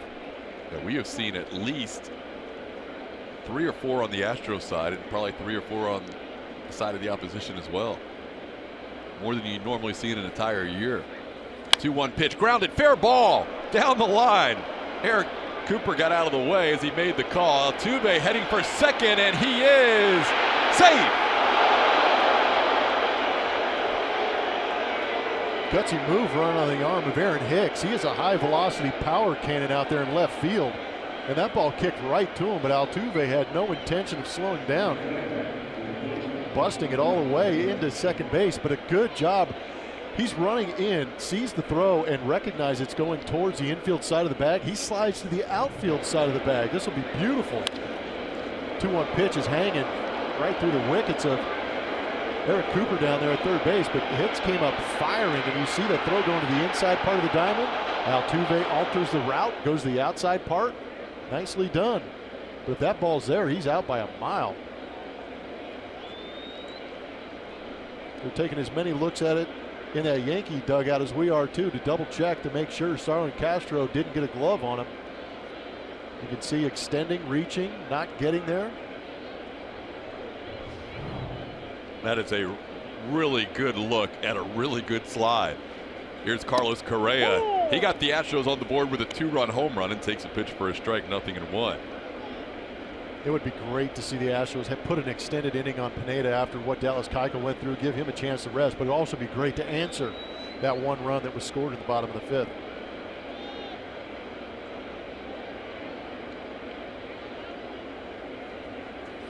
The thing that Altuve knows, and you played all over the infield, that second baseman's blind at that point to where the runner is. So Castro turned around expecting Altuve in one spot, and he found him in another spot.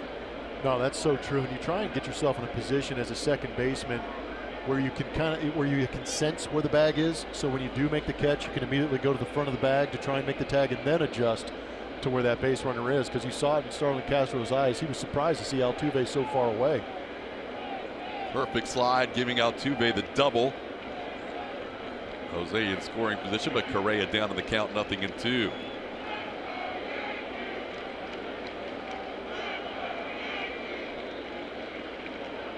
Pineda likes that slider ahead of the count. He gets a fastball to Correa, and he hits it pretty hard on one hop, but Gregorius makes the play. Altuve stays at second. Julia? Hey Todd, our Shiner Light Blonde spotlight falls on Carlos Beltran, who, looking back at his time with the New York Yankees, recalls this day as being his favorite. He was one away from his 400th career home run coming into this game.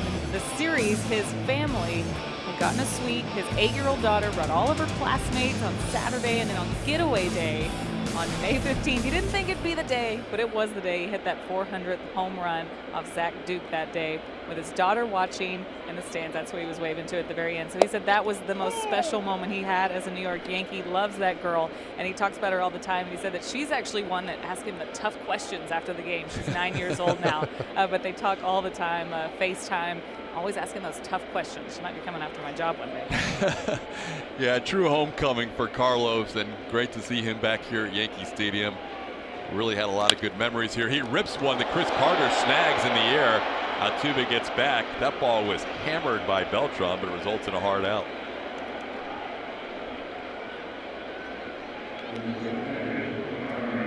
And to that point, talking about the family, as you get a chance to look at Carlos Beltran hit a laser beam to Chris Carter. There's a great deal of pride playing in the Major League Baseball and having your kids be old enough to understand what dad is actually doing, but to understand what Carlos Beltran is doing on the field, and then the numbers, the Hall of Fame, potential Hall of Fame numbers he's putting up, that's a pretty special moment. Yeah, it's been quite a career for the 40-year-old, now in his 20th season in the big leagues. Brian McCann, the batter. He's trying to figure out his former battery mate, Michael Pineda, tonight, 0 for 2 with a couple of strikeouts. And he takes a called strike, 0-1. It's almost as if Pineda's taken a special interest in attacking Brian McCann, picking on his ex-battery mate. He has thrown him some nasty pitches and been ahead of the count all 3 times, as he's ahead 0-1 this time on McCann.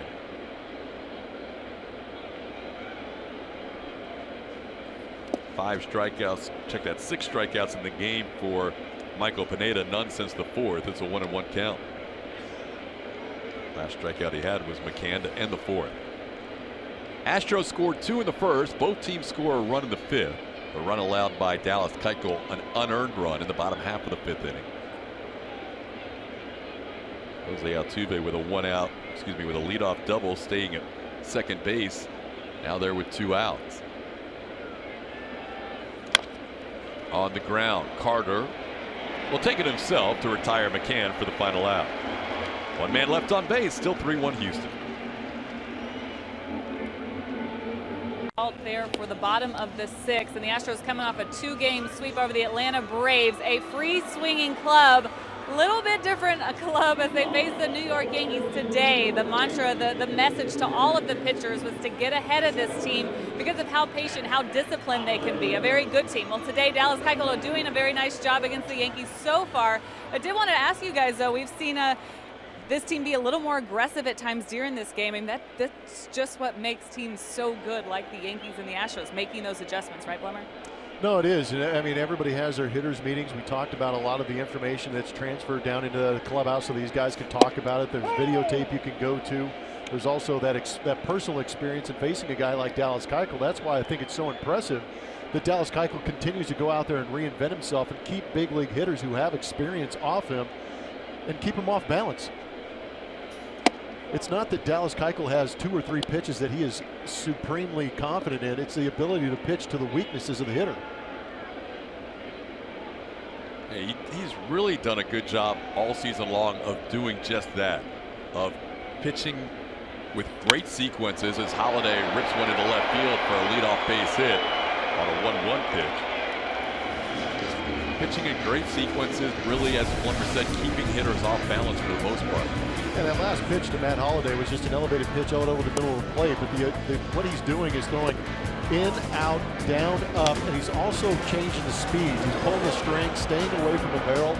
It's nice that he can go out there and help himself out by making a couple of plays. But the ability to have just enough late movement to stay away from the barrel is what makes Dallas Keuchel so effective. And every once in a while, you're going to catch some guys thinking a little too much and sneak it past them. A lot of ground balls, a lot of strikeouts. Facing Starlin Castro, ground ball foul. He's gotten Castro on 1 of each. A ground ball out and a strikeout. You know, where Dallas has been hurt this year, and when you say hurt, you kind of put it in parentheses because he hasn't been hurt much. There's been a few solo home runs. Yeah. 6 solo home runs allowed this year. He's only allowed 11 runs on the season. 6 on solo home runs coming into tonight. He allowed that unearned run last inning. 4 of the other runs came in after he left the game. He left the bases loaded, nobody out last game, and all 3 runs came across.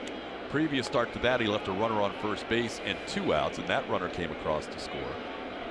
But while he's been out there, it's pretty much, the only damage we've seen has been on the solo home run. Now against this Yankees team who leads in home runs, that's what Joe Girardi was talking about, looking for a pitch they could elevate. 1-1 pitches away, it's 2-1. Dallas has faced this team now for the 7th time, including 4 here at Yankee Stadium. And he has fared well in all 7 of those starts, at least through 5 innings here tonight. And he gets Castro ahead of that pitch, 2-2. He has made one of the best hitters so far in 2017 look not so comfortable tonight. Just fun to watch.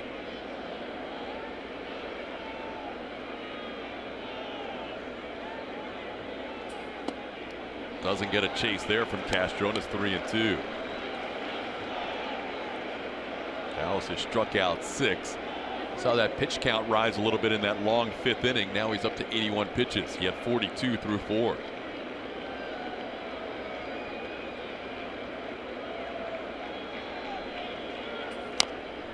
Castro stays alive.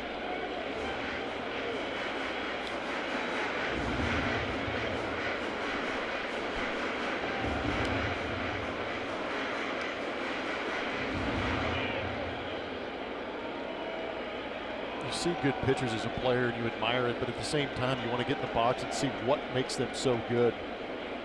Sometimes they can be tough ABs, but you really want to get a visual. This ball's hammered to left field, and it is off the wall. Aoki plays it quickly, and he's going to hold Castro to a single. Over to third goes Holiday. Goes first and third with nobody out on a ball that missed being a home run by about 5 to 10 feet. First 2 hitters in this 6th inning have got to Dallas Keuchel hitting some mistakes up in the zone. We don't see that too often from Dallas Keuchel. You can see he's a little upset with himself with the pitches being elevated and being able to be barreled up, because we don't see that hard contact all that often from Dallas Keuchel. Good job by Aoki. Nori keeping the double play in order. The Astros are playing for 2 with the infield back. See Castro put on the brakes. Big Aaron Judge is the hitter, first and third, nobody out.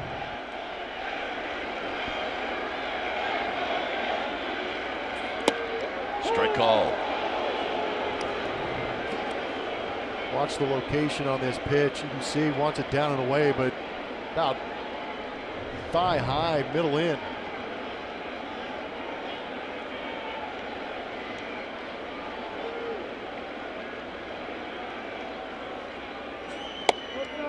Away, 1-1.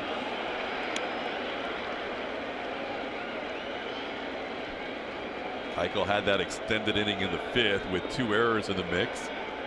Now working in a first and third jam with nobody out in the 6th inning. Just misses low, 2-1.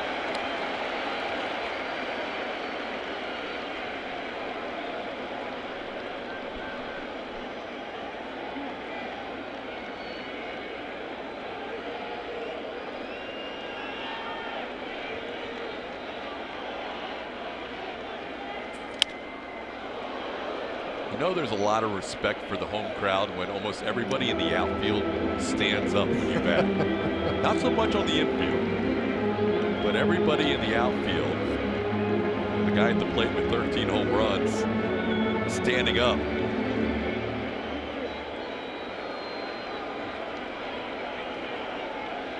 Keuchel now with a 2-2 count.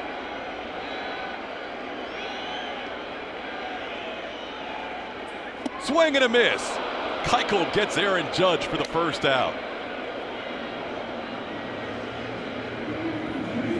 Slider down. If you're trying trying to elevate. This is not the pitch you want to go chase, but again, Dallas Keuchel does such a good job of creating late break. You can see just out in front of the hitting zone, and once Aaron Judge commits, there's no chance of getting to that slider down. Have we talked about the poise of Dallas Keuchel? It's pretty good. He really doesn't get fazed by much, does he? Here's Chase Headley. Strike called. Well, it's almost as if he is thinking about the next pitch after he releases it and understands that it's swing and miss. But the hottest hitter in baseball, one of the most powerful guys in baseball, didn't miss it by much, but still enough from Dallas Keuchel to get the swing and miss. That's one thing Judge has done a much better job of this year, is his contact percentage way up from last year. Pitch misses away for a ball, 1-1. But Keuchel won that battle, and now he's trying to get Chase Headley, who has hit a couple of ground balls. One turned into an infield hit. The other turned into an error when Yuli Gurriel dropped a throw from Jose Altuve.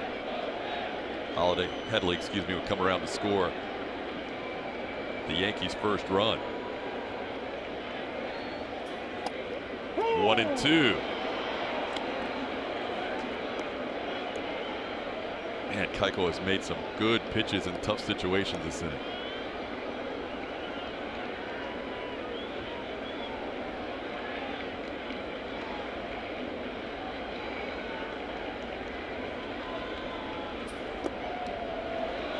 In the third, 2-2. Both teams with 5 hits. Astros committing a couple of errors, but they lead at 3-1. A rare sight in the Astros bullpen is when Dallas Keuchel's on the mound, somebody warming up in the 6th inning. I don't think we've seen that all year. He's gone at least 7 in every start. 2-2 pitch. Swing and a miss. He gets Headley chasing. Keuchel with his 8th strikeout, back-to-back Ks, and runner still at first and third. Did a good job of getting the K on Judge. He's trying to get the ground ball, but finds himself in that 2-strike count, staying off the outside edge with good late fade on that changeup from Dallas Keuchel. It's creating great movement. Wow. Yeah, that ball just took off away from Chase Headley, didn't it? I mean, Headley's a veteran hitter. He's not going to expand that much with 2 strikes unless the pitch moves a lot. Wow. Here's Didi Gregorius. He had a base hit last inning. And he swings and misses, 0-1. There's that changeup grip. But you can see the rotation tailing away from the hitter. That's good stuff. Great pitch from Dallas Keuchel. Now ahead on Gregorius. Dallas has been really good through the season against lefty hitters. It's 1-1.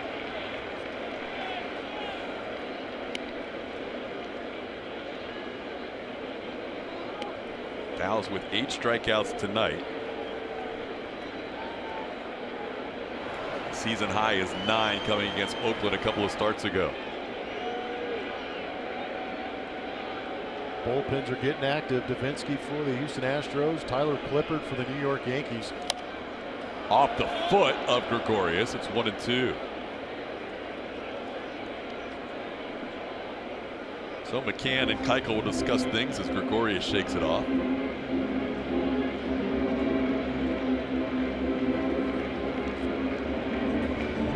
An inning that started with back-to-back base hits. Matt Holliday followed by Starlin Castro. And then Keuchel struck out the dangerous Aaron Judge. Struck out the veteran third baseman Chase Headley. Now he's ahead of Didi Gregorius, 1-2.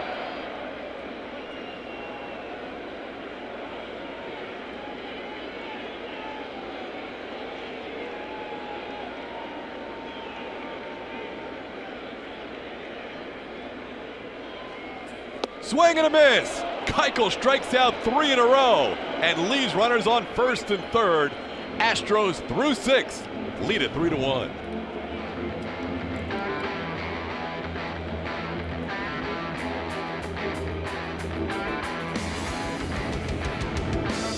Over the New York Yankees here in the top of the 7th, and the Astros road ahead is presented by DeMontronRV.com.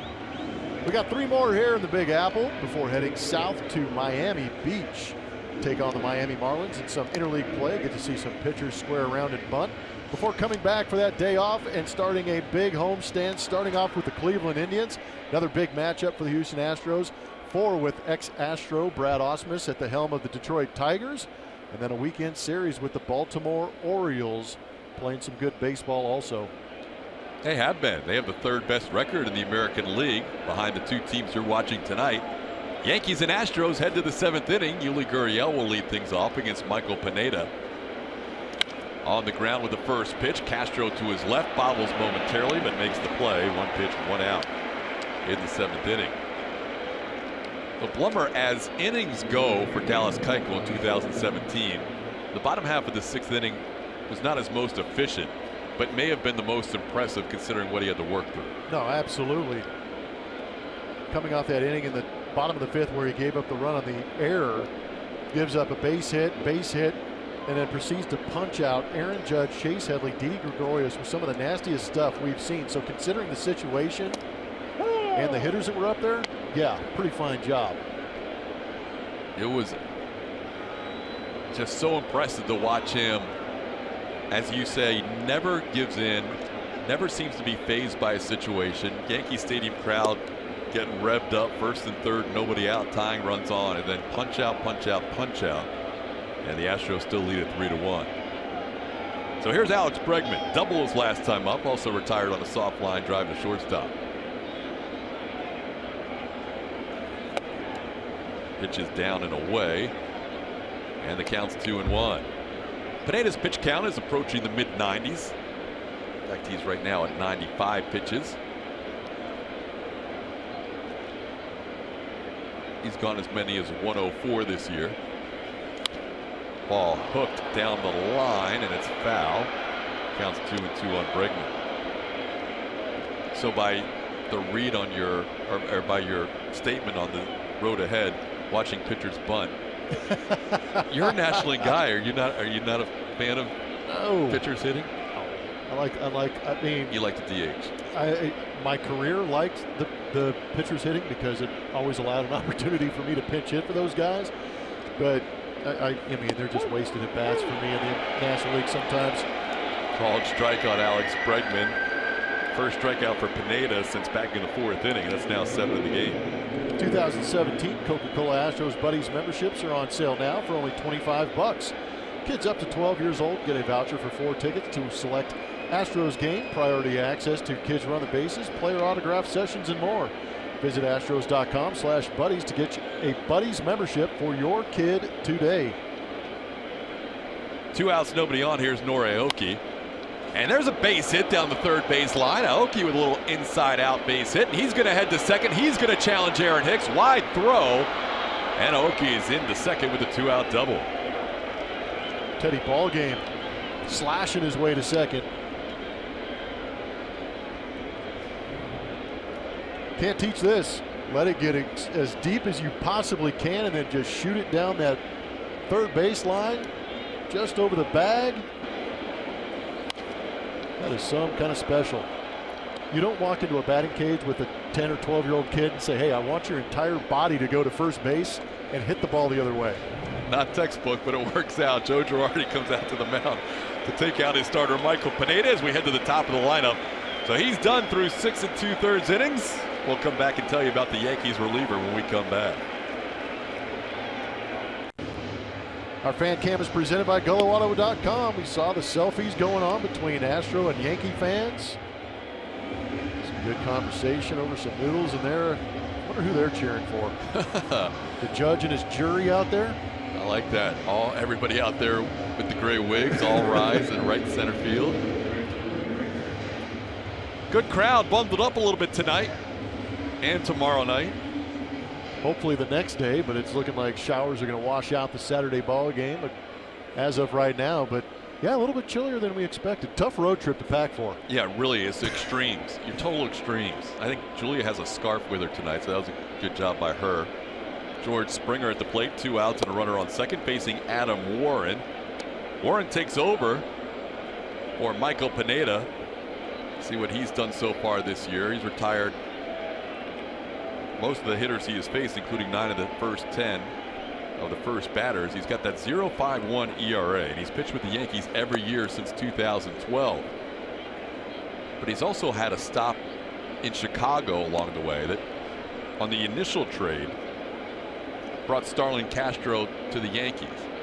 It was Warren and a player to be named later, infielder Brendan Ryan, going from the Yankees to the Cubs. Starlin Castro off to a great start this year, had a career high 21 home runs last year. And then last year, the Yankees bring him back when they traded Aroldis Chapman to the Cubs, and now Chapman's back with the Yankees. So Warren's still with the Yankees, and in the process of a couple of trades, Chapman's come back and Starlin Castro was acquired. It's kind of an unusual circumstance. Is there a mysterious L train or a subway that goes in between Chicago and New York that we don't know about? My goodness. Yeah. Warren was very happy to be brought back to the Cubs, or from the Cubs to the Yankees last year. He did not put up great numbers for the world champions. He had an ERA near 6 and has always felt at home here with the New York Yankees and Larry Rothschild, the pitching coach. 2-1 the count to George Springer. Runner on second base is Nori Aoki. He had a double with 2 away. Astros trying to tack on to this 3-1 lead.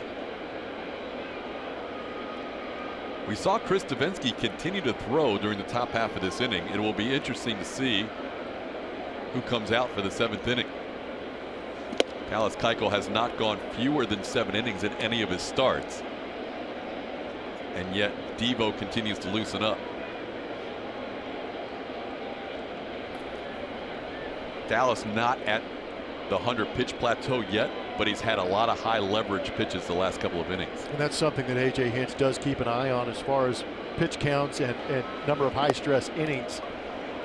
But you're also looking at Dallas Keuchel going out there and facing 8-9-1 in that batting order for the New York Yankees. So I don't know if that has anything to play into it, or if he sends him out there and if a runner gets on, you see Chris Davinsky come out. But it would be awfully nice if the Houston Astros could put together some more 2-out lightning and drive in a couple runs and create a little bit bigger gap.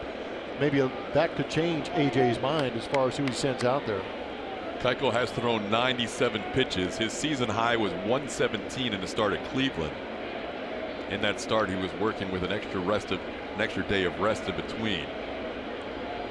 So I'm sure Dallas does not want to leave, but if Chris Davinsky continues to throw, there's a possibility Keuchel's night is over. Here's Josh Reddick, 2 outs, 2 on.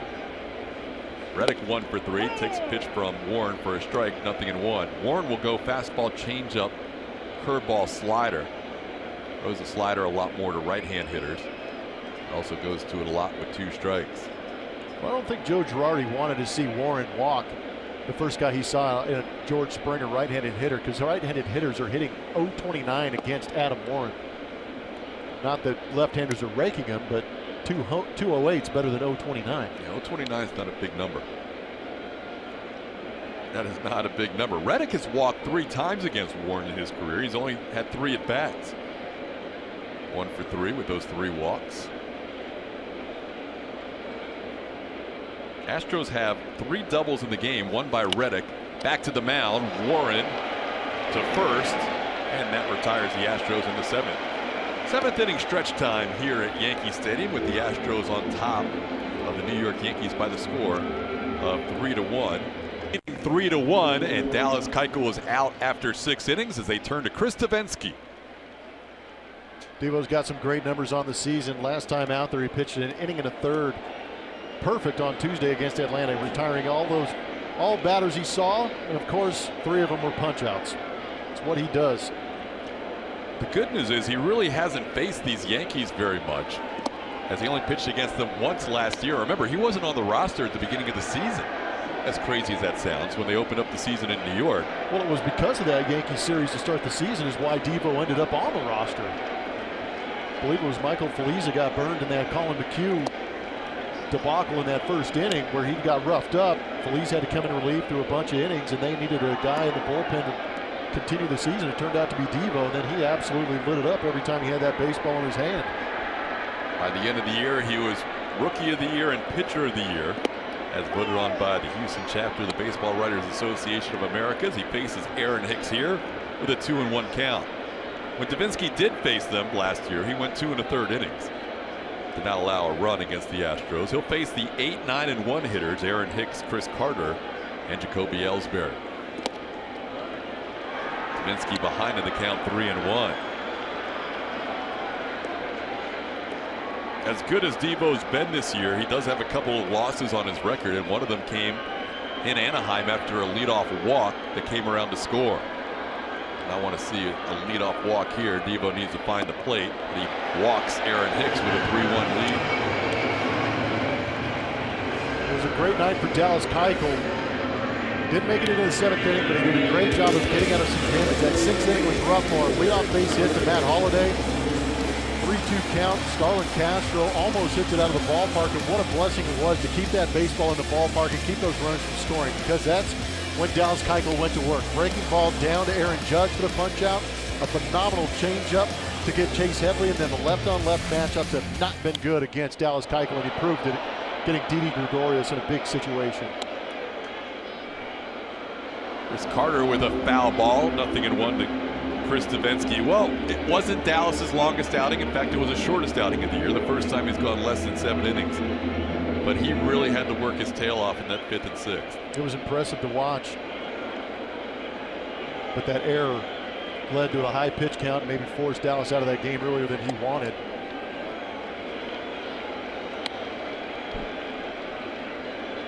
One the count to Chris Carter. Astros with a lead late go to their A+ defense, which means Jake Marisnick takes over in left field for Nori Aoki, who doubled in his last at bat. 1-1 pitch, a strike to Carter, 1-2.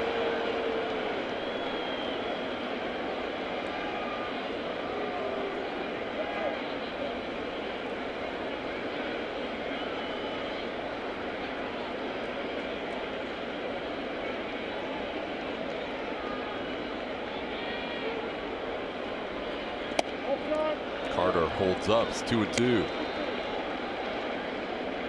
Keuchel ended the game with 97 pitches. Possibly could have gone through 7 if his defense helped him out a little bit in that 5th inning. Extra outs with a couple of errors.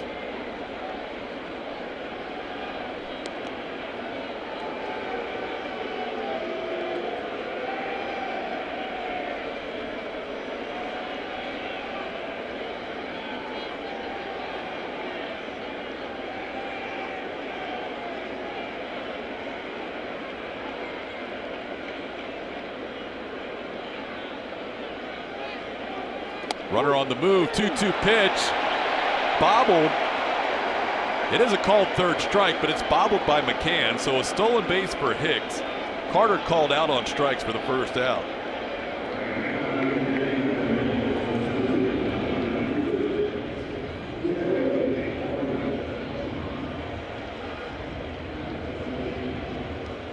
Good pitch. Just a bad exchange from Brian McCann, trying to be too quick to get the base runner Hicks.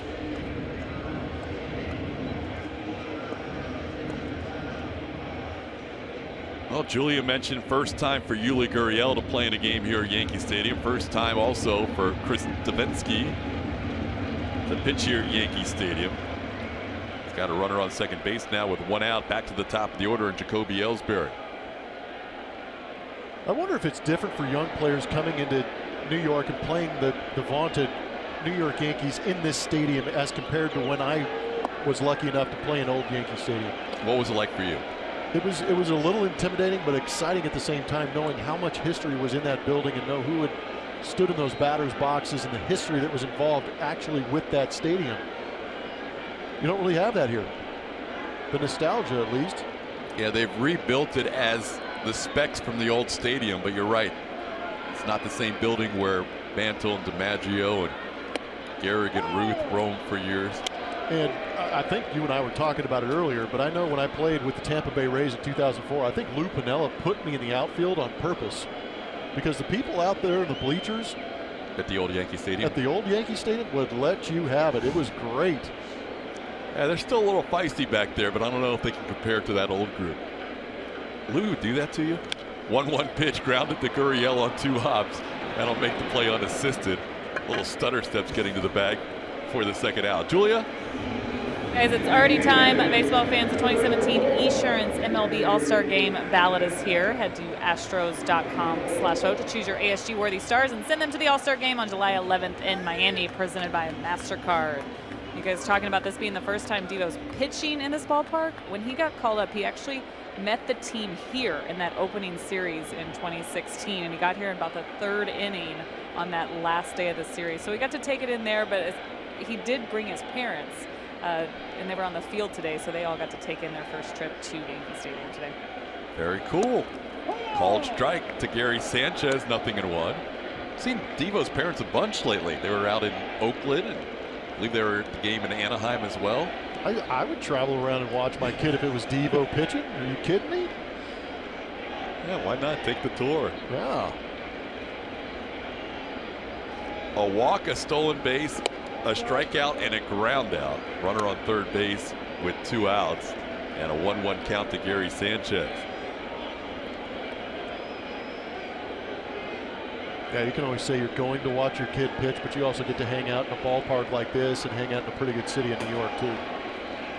Yeah, coming to the Big Apple for the Davinskis has got to be a cool experience, as Sanchez tried to hold up, but Davinsky ahead 1-2. You saw Dellin Betances warming up. The Yankees bullpen back in order after that 18-inning game had their bullpen in shambles for a couple of games in Cincinnati. Might be the only guy in the league that can post up Aaron Judge. 1-2 pitch, swing and a miss.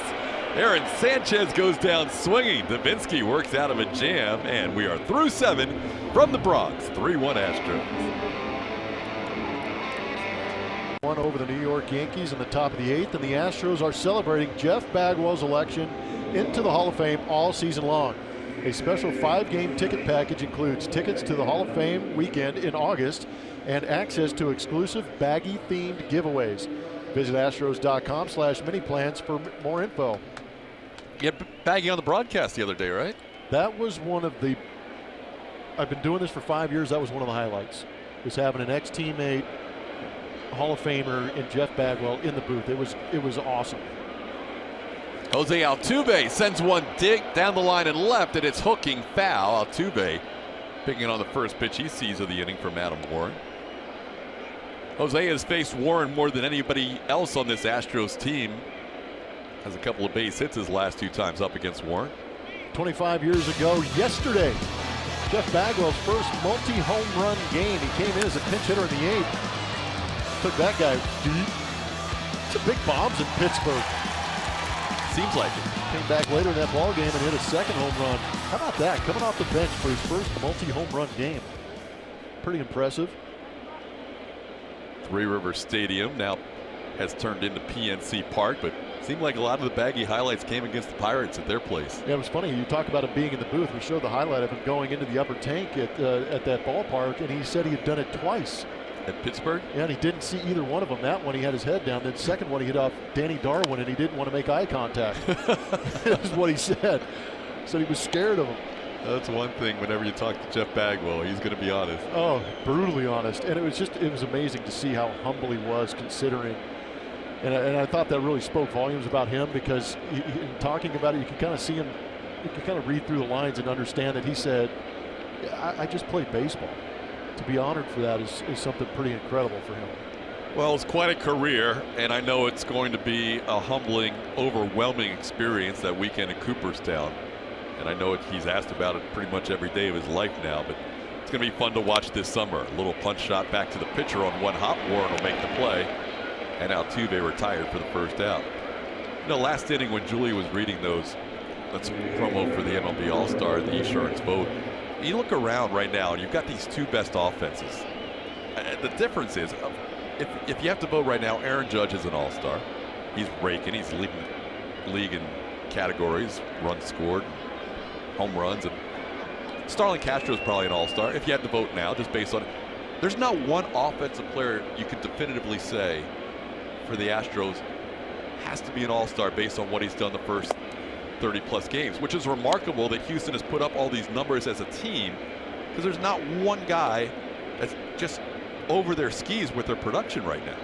And I think that goes to some of the interviews and some of the quotes that we've heard from opposing managers, how deep this lineup is.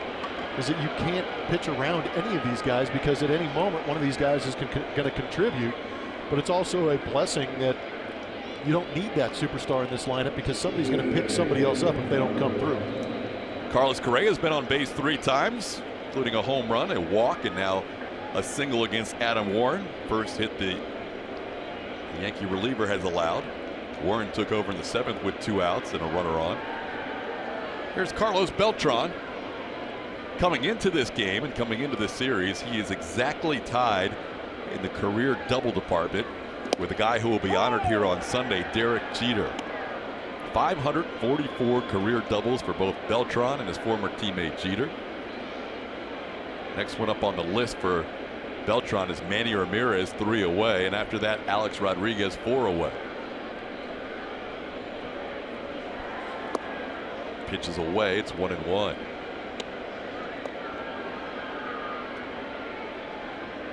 And that's not to say that somebody on the Astros will eventually warrant being named to the All-Star team. Hopefully there'll be multiple guys.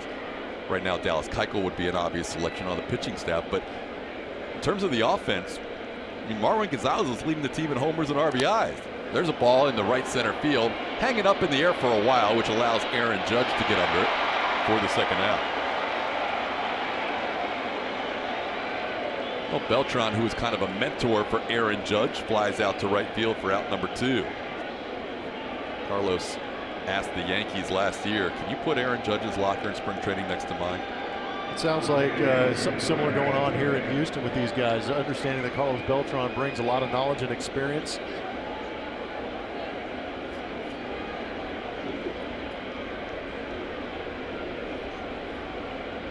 Two outs, a runner on first. Brian McCann, the batter. Well, what a luxury to have a guy like Carlos Beltran around that is willing to mentor, because there's a lot of veteran guys around the league that would say, forget it, this kid's trying to take my job. I'm not going to pass along any info, but I think it gives a lot of character points to Carlos Beltran for being willing to help these young kids out. It's rare that you see Beltran by himself in a dugout. He's always imparting wisdom or talking to somebody, unless when he's getting a drink after an at-bat, then he's by himself. But you always see him chatting up somebody or talking about the game with somebody. And it really is like having an extra coach in the dugout. And that's something that Joe Girardi mentioned today. He said that's the one thing I noticed about Beltran the 3 years he had here. And he mentioned McCann too. In the Bronx tonight, Todd, Geoff, Blum. Purple's a good look for us, huh? Yeah, we dialed it in. We don't even have to call each other. We're that in tune. That's good. Yeah. We've done that on occasion. We show up with the same suit occasionally. It's pretty good, but it's the Bronx too. You get a little dressed up. It is. It's a big Friday night here, or Thursday night, excuse me, leading into this weekend, extended weekend series, and so far so good. It started out with a Carlos Correa 2-run home run. Dallas Keuchel with 6 strong innings.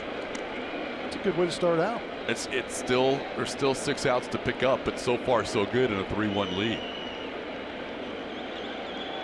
Keuchel for the first time tonight goes less than 7 innings, but in many ways dealing with what he dealt with, getting out of jams in the 5th and 6th, as impressive as some of his other starts, including that complete game. No, I completely agree. I don't want that to get lost in the fact that he only we keep saying only 6 innings, but that's pretty deep for guys these days. He's going to go out there and compete. But you take into account he's on the road here at Yankee Stadium, the attention that this series is bringing because both teams are playing so well. You're facing a #1 offense, and what he did in 6 innings was very, very impressive. Dallas will get another start in that Tuesday game in Miami. He'll start twice on this road trip, as will tomorrow starter Lance McCullers Jr., who will wrap up that road trip with the final game in Miami. 3-2 the count to Brian McCann with 2 outs. That means a head start for Carlos Correa off first base. High foul heading towards the crowd. Chris Carter gives it a look, but it's out of play.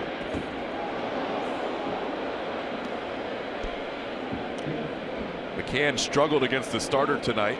0 for 3 against Michael Pineda with a couple of strikeouts. Pineda was good too.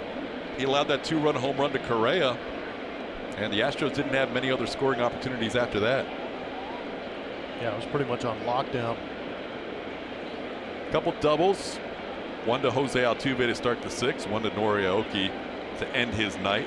One to Alex Bregman with one out in the fifth, but none of those came around to score. Here's a pop foul. Long run for Gregorius, and Didi watches it land in the first row. He had to run about 120 feet for that foul ball. Derek Jeter makes that play. He dives. He goes right into the stands. That was the play almost. That was eerily reminiscent. I mean, granted, Derek Jeter didn't have to run as far as Didi Gregorius did, because that was a good 30-40 yard sprint for him trying to get there, but eerily reminiscent of that play that Derek Jeter made going into the stands. That was against the Red Sox. Did you see Kyle Schwarber the other day? Yes. How about that? That was pretty impressive. That was really impressive. Schwarber went into left field, into the stands, and made a catch. And he kind of hung out there with the crowd for a while until you could see his glove being held up. On cue, Mr. Blum. Derek Jeter. Guys in the truck picking us up. They had it on cue, and here it is off the bat of Trot Nixon. Playoff game, and Derek Jeter. Man, old Yankee Stadium, those stands are right there on top of you, and then you have the playoffs on top of it where they build up that Campbell, but going well into the stands. Comes out a little bloodied up, but that baseball's still in the glove. The captain. And here a different decision was made. But that was a long way at Didi's defense. That's not an easy play. And just being compared to Derek Jeter's no fun. Because Didi took over for Derek. You're right. Sir Didi Gregorius. And it was not, there's always going to be, well, who's next after Derek Jeter? You're never going to live up to that. Here's Yuli Gurriel. He's looking for his first hit. Saw a cool documentary on our opposing network, the Yes Network, where they basically interviewed everybody in that crowd who Derek Jeter landed on or around. The family that went to the game at the last minute, the husband and wife who's screaming, "Do you think Derek Jeter will visit us during the game?" And the husband's like, "No." And then he ends up basically running into her on the foul ball. It was really a really well done. Careful what you wish for. That's pretty funny. Yeah, it was a legendary play, along with the one in Oakland in the playoffs. Those live on as some of the great moments in Jeter's career defensively. 0-2 pitch, broken bat, pop-up. Starlin Castro comes in, and Yuli Gurriel retired for the final out. We are through 7.5, heading to the bottom of the 8th. 3-1 Houston. Josh Reddick with a drop shot in center field in between Ellsbury and Didi Gregorius. Good hustle got him to second base, but he could have been standing on first base as Carlos Correa stepped up, got a fastball up, out over the plate, and launched it into that right center field gap over the wall. Two-run jack. Then a big two-out RBI base hit from right-hander George Springer. Tell the intensity of what that meant to those guys out of that third run. So tonight's game summary is brought to you by the DeMontron Auto Group. The Astros scoring those 3 runs. The Yankees came back with 1 in the 5th. They scored a catcher's interference run in the 5th inning, where the runner who scored had also reached on an error by Yuli Gurriel, Chase Headley. So a couple of errors for the Astros, allowing the only run so far, as Chris Davinsky is on for his 2nd inning of work. Dallas Keuchel went 6 innings of 1 unearned run baseball. And now Davinsky, after a leadoff walk in the 7th inning, starting the 8th, facing the 3, 4, and 5 hitters with Matt Holliday leading off. Holliday 1 for 3 on the evening. Got a couple of starts at first base in that series against the Cubs, and also played some first against the Reds, as wanted to make sure they kept his bat in the lineup. And Davinsky ahead of Holliday, 0-2. For the most part, Holliday has been the DH for Joe Girardi this year. Swing and a miss, and Davinsky, who can make good hitters look bad, takes care of Holliday on 3 pitches.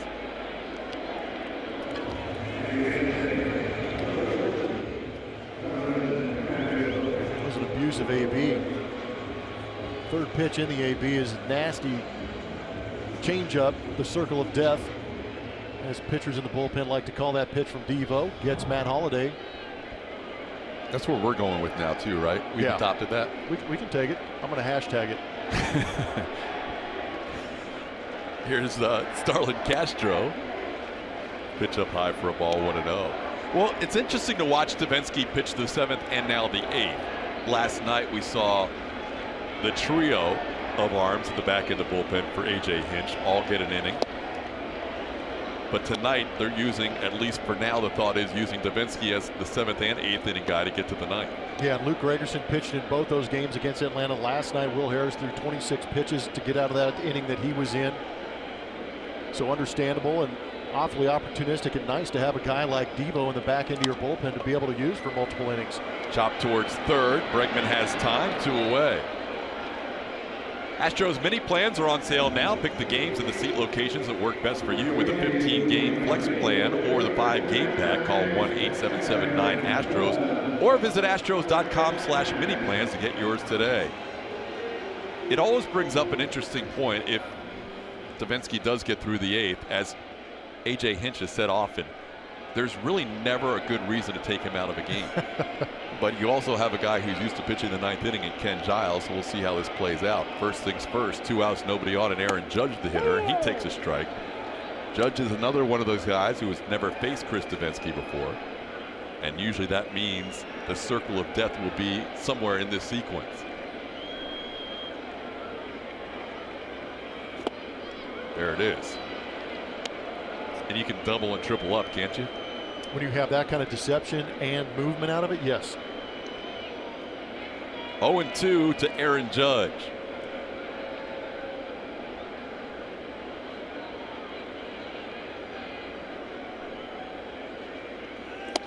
Instead, it's a fastball away at 95 miles an hour, 1-2.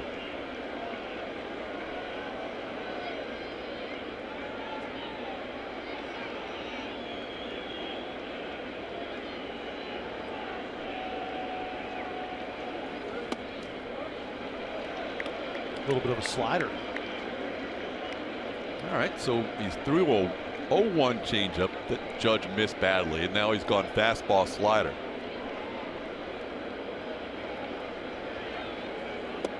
Doesn't chase the changeup, 3-2. Wow, pretty good job by Aaron Judge to lay off that, because that was similar to the one he swung over the top of. Doesn't mean he won't throw it again in a 3-2 count.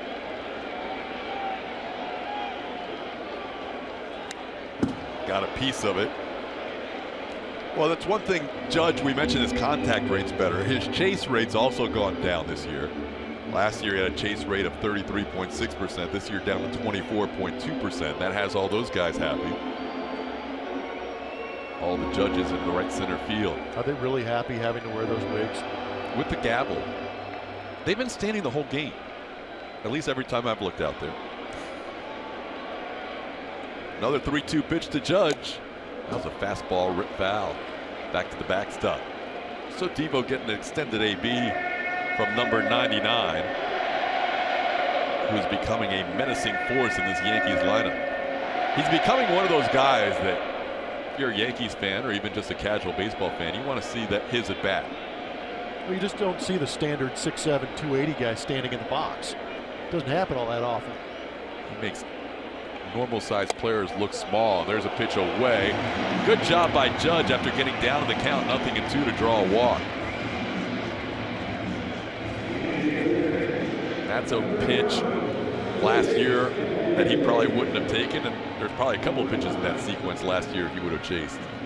Well, I would imagine at his size, you know, you imagine the reach that guy has. He's probably swinging a 36-inch bat. But when you have that much coverage, it's tough to tell a guy not to attack off the plate because he can still get to it. When you even look just there at Yuli Gurriel, Yuli's not a small human. No. But he makes him look tiny.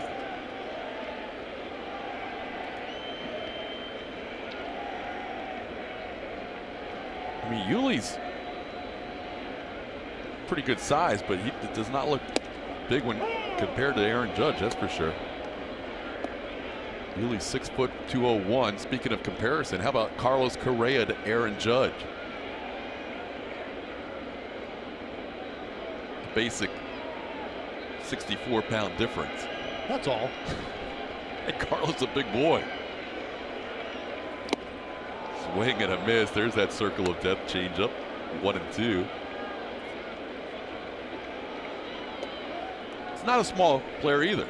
One of the bigger shortstops. No, he's a legit 6'4", 225. Judge goes about 50, 60, 55 pounds bigger than that. Judge on the move, 1-2. McCann's going to try and throw him out. Head first slide, and Aaron Judge has his second steal of the year. I don't think there's much attention being paid to Aaron Judge out there. Good jump, big man can run.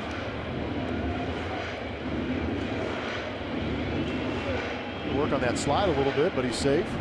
Could you imagine that guy coming around third base before those rules that all of a sudden ruined the collisions at home plate? And thank goodness for catchers and middle infielders, some of those rules have changed. My gosh. 2-2 pitches away, and now Davinsky with a 3-2 count to the second straight hitter. It just means that Chase Headley's going to get himself a changeup here. 3-1 game, bottom half of the 8th inning.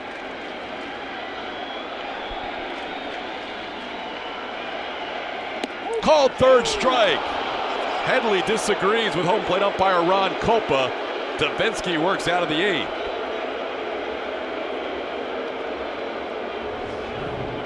It is a high strike.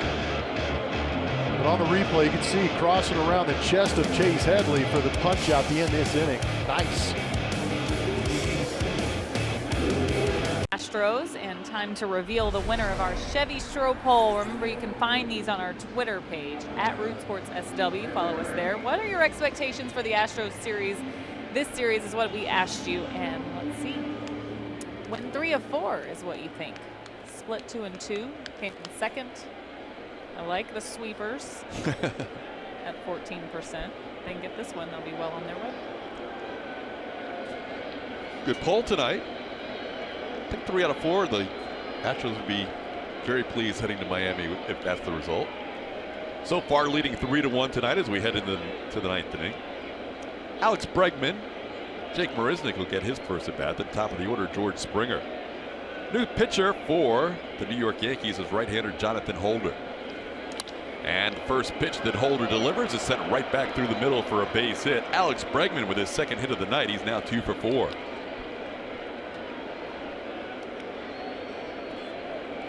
Good start for the Astros. You'd like to see them maybe add 1 or 2 more runs just to make it a little more comfortable. And a good thing the Astros have that lead early. It stays away from Aroldis Chapman, Dylan Betances, Jonathan Holder on. Doesn't throw hard in comparison to some of those arms out there in that Yankee bullpen. 93 miles an hour on the fastball, has a curveball and a slider.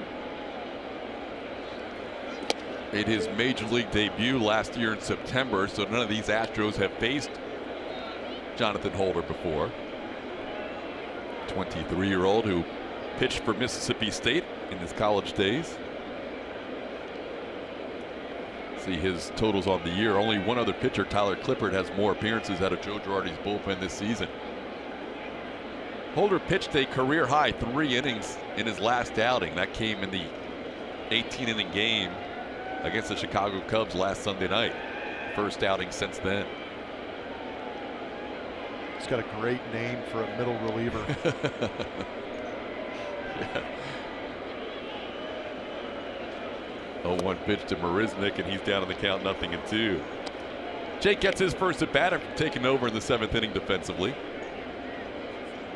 Nora Oki, whose spot he's hitting in, went 1 for 3 with a stolen base and a run scored tonight.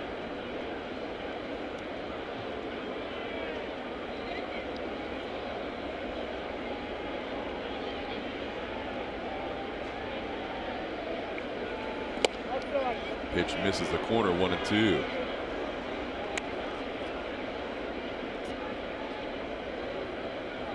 Well, Chris Davinsky got a borderline call, but it looked like a good pitch on our replay to strike out Chase Headley to end the 8th inning. Astros did have bullpen action towards the end of that 8th and currently still going. Pitch in the dirt. Bregman's going to be out by a mile if the throw is on target. It's a little high and he's still out as Starlin Castro comes down with a tag. There's going to be a conversation in that Astros dugout. As soon as that throw went down there high, I think Alex Cora jumped out of his seat and went straight to the phone.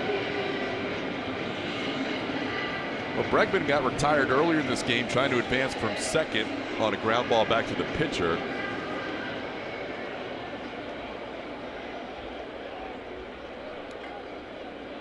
Good job by Castro to elevate and get down, but what you said about him being out by a mile is the reason he was able to elevate and get down and make that tag. You can see him putting the hand on after the tag was made. So that base runner is eliminated. 2-2 count to Jake Marisnick. I'd like to see your base runners be aggressive, but that pitch did not get far enough away. Alex a little too aggressive on that in that scenario.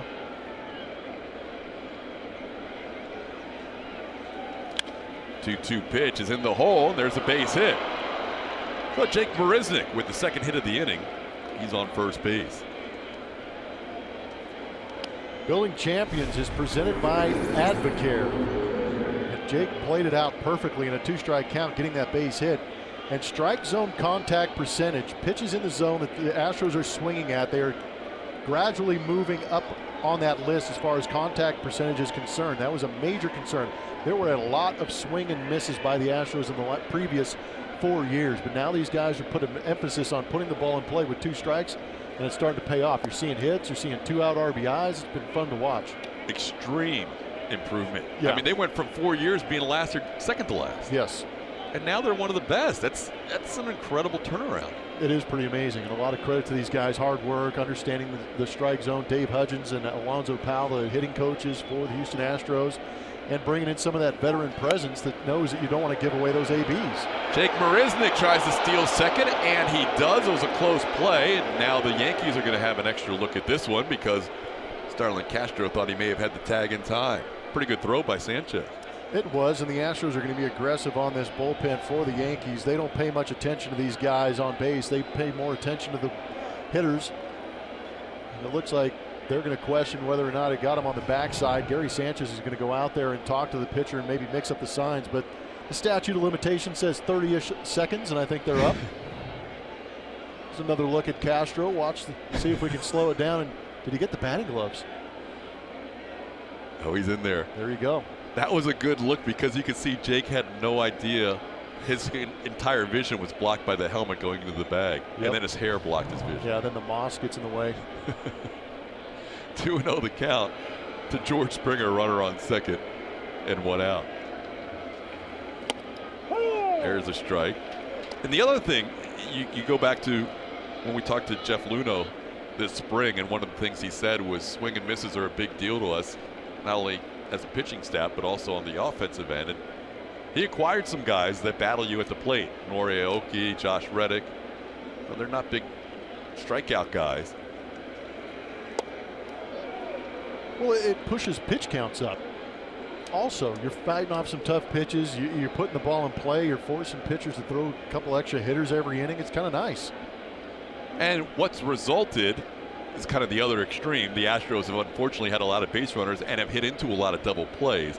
But you'd still rather see them move the ball. Usually good things can happen as George Springer takes a big rip at that 3-1 pitch and fouls it away. Mentioned Springer, his first time up, hasn't hit a home run in his last 16 games. This wouldn't be a bad time for it. He's extended his hitting streak to 10 with a base hit in the 5th. As you see further bullpen action, that's the lefty Chasen Shreve loosening up in the Yankees bullpen. George had 7 really the first 2.5, 3 weeks, and Holder gets him right there. First strikeout for Jonathan Holder, 2 outs here in the ninth.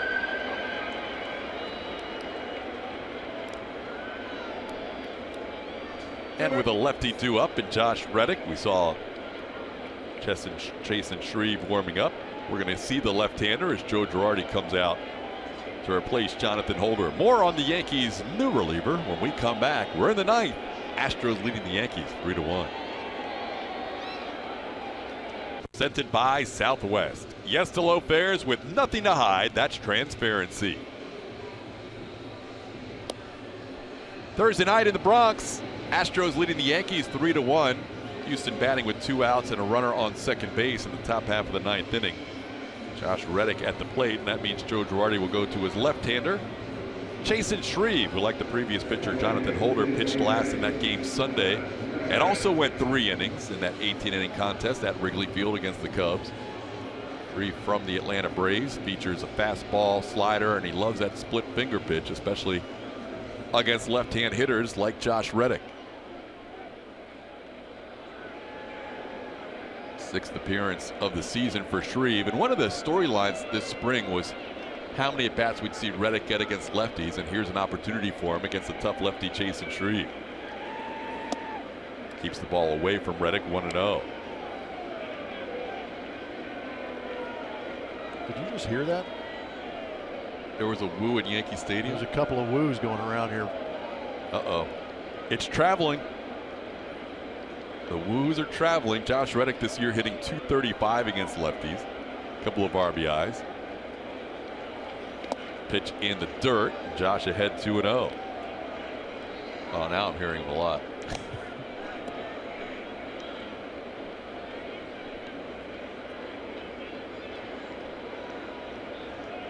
Good to have Ric Flair on your side. That's not a tweet from Rick, but it involves Ric Flair. Nature Boy is definitely a fan of Josh Reddick. That is where the woo originated.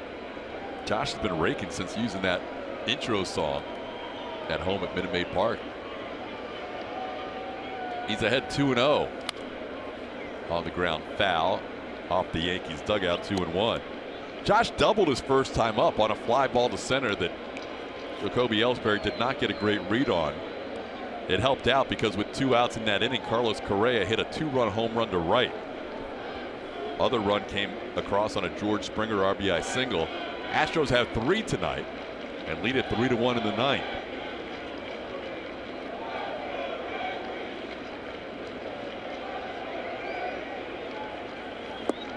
Now it's 2-2.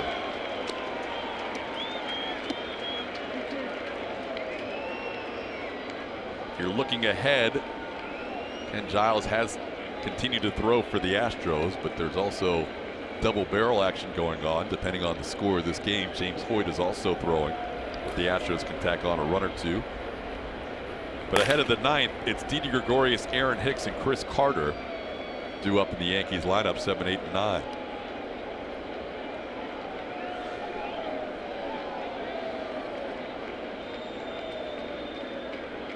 Winner tonight has the best record in baseball. Astros coming in just a percentage point behind the Yankees. Good job by Reddick holding up. It's now a full count.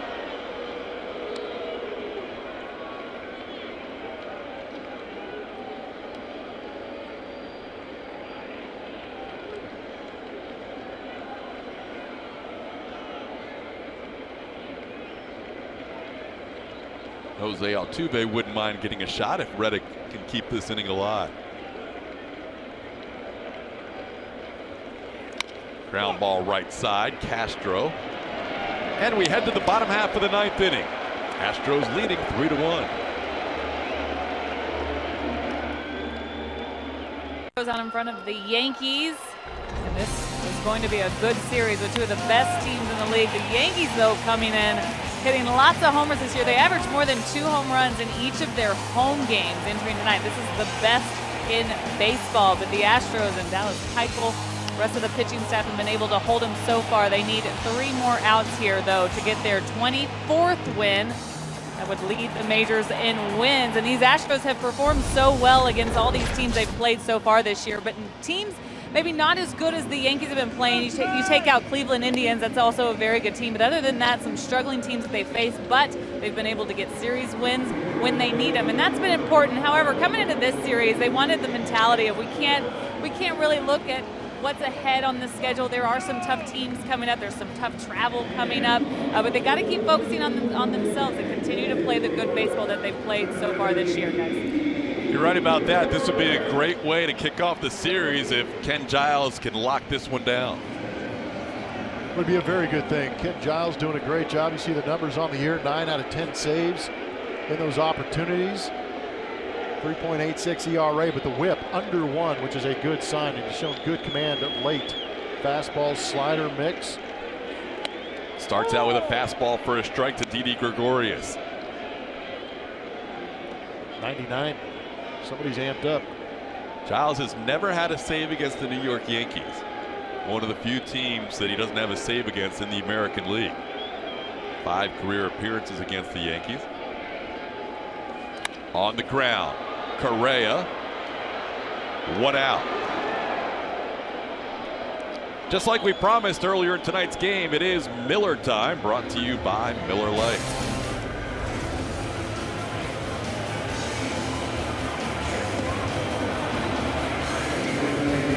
Dallas Keuchel in the 6th inning. Runners on first and third. He proceeded to go to work on Aaron Judge, Chase Headley, and Didi Gregorius to get himself out of that high-stress situation. Kudos to Dallas Keuchel right now. Ken Giles trying to close it out for him. That was his 7th, 8th, and 9th strikeouts of the game, and he would end the game after the 6th inning.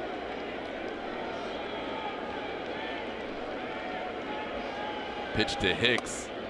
Inside and low for a ball, 1-0.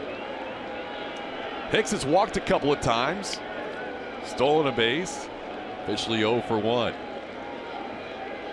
Ken Giles trying to hold this game, pick up a save for Dallas Keuchel. Keuchel started the night 5-0, and the Astros had won 6 of his 7 starts. Now Giles behind in the count, 2-0 on Hicks.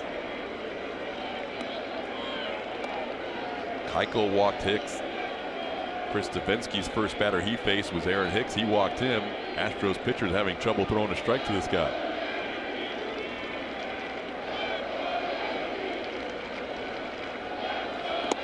There's a strike.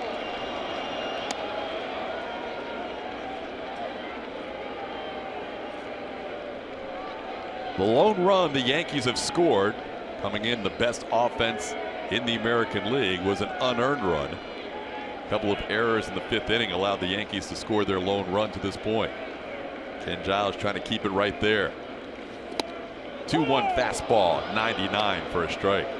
Bringing the heat. There's a guy in the other bullpen that averages 99.5. Ken Giles is doing his best right-handed version of Aroldis Chapman tonight.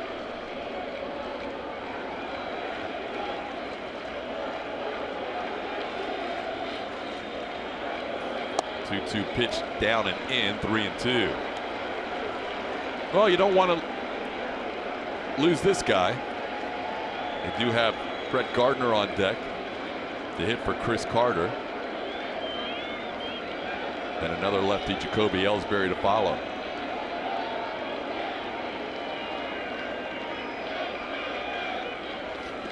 Ball 4.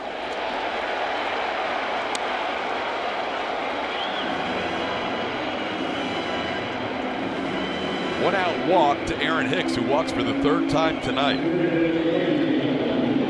And that'll bring up a pinch hitter, Brett Gardner.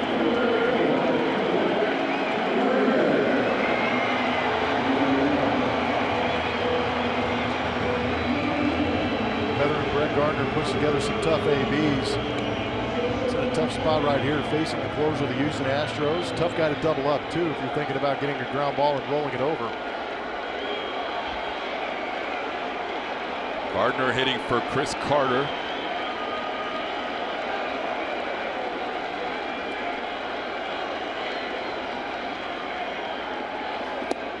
And he looks at a fastball for a strike. Tonight it's been a little bit reversed in that it seems like Giles has commanded the fastball better than the slider. Past few outings, it seems like the slider has been his command pitch. Really has, but it seems he's working hard to get that fastball in the zone. The velocity is way up.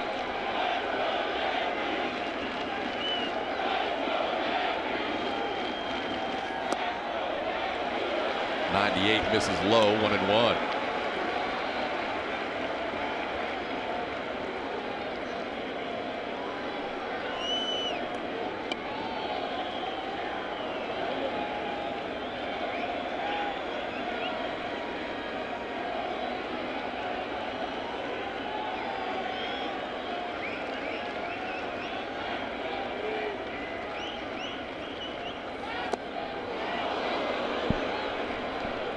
Misses the slider, 1 ball and 2 strikes. A pretty aggressive hack by Brett Gardner.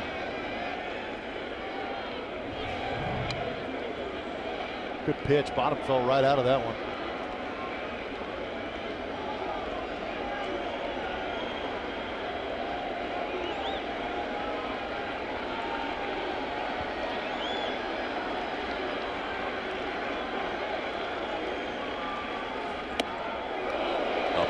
2-2.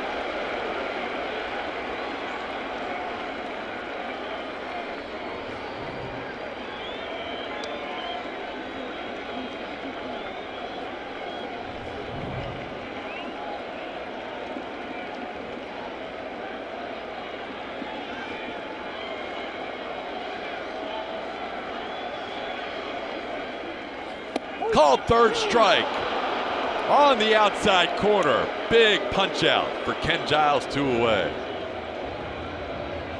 Nicely done by Ken Giles. Usually a tough AB in Brett Gardner, but right here, just jet fuel on the outside corner. Sometimes you just got to tip your cap going back to the dugout. And that's what Brett Gardner's going to do. Got him. Talk about hitting the spot. That was right where Brian McCann set up. Now Giles and the Astros just 1 out away from wrapping up the first game of this 4-game series against the team coming in with the best record in baseball. Jacoby Ellsbury at the plate. Strike 1. Starts him with a slider. Ellsbury reached on a catcher's interference that plated the only run of this game for the Yankees in the 5th inning. Also struck out, grounded into a double play, and grounded out.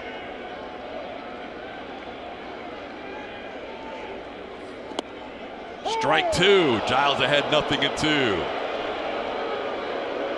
Well, you just saw filthy on the first pitch. You just saw filthier. Now you're down 0-2. What next? He could paint you 99 on the outside corner, or he could try and snap off another slider down and away to get you to chase.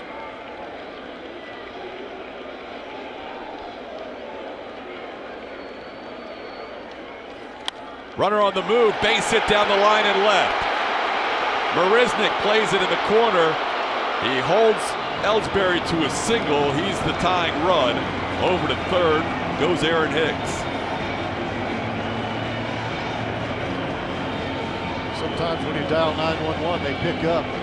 That's exactly what happened right there for Ellsbury. Just kind of poked it down that third baseline.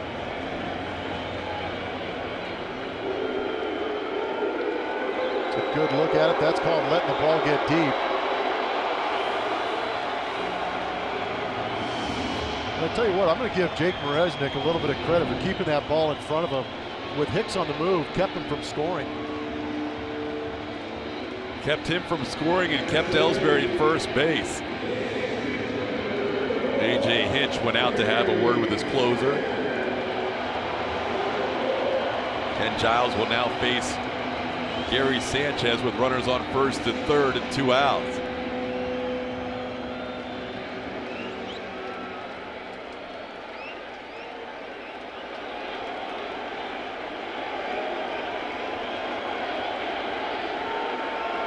Sanchez was hurt at the beginning of the year, spent the first month on the DL.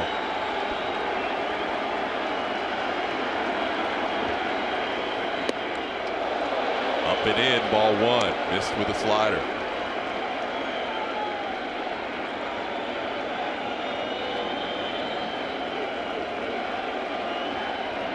Sanchez facing Ken Giles for the first time.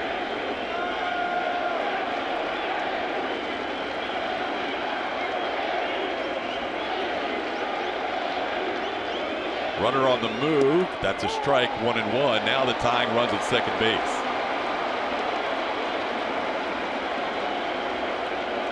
Ellsbury's ace steal of the year.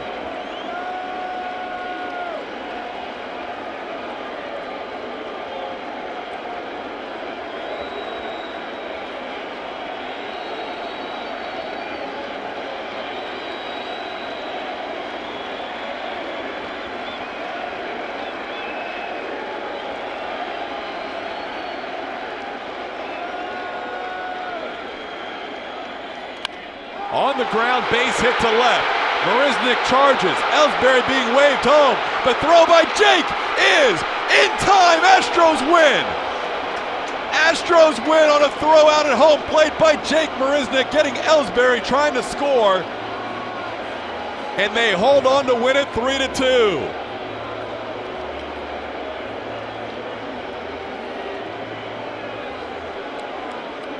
What a finish from the Bronx. put in for defense in the 7th inning. Jake Marisnick wins it with his arm. Jake does such a good job of attacking the baseball, putting himself in a good position. And what he does is he shortens the space between him and home plate. That makes his arm that much better. This throw on the fly, credit to Brian McCann making the catch and completely getting in the way of Jacoby Ellsbury trying to get to home plate. That is a beautiful play.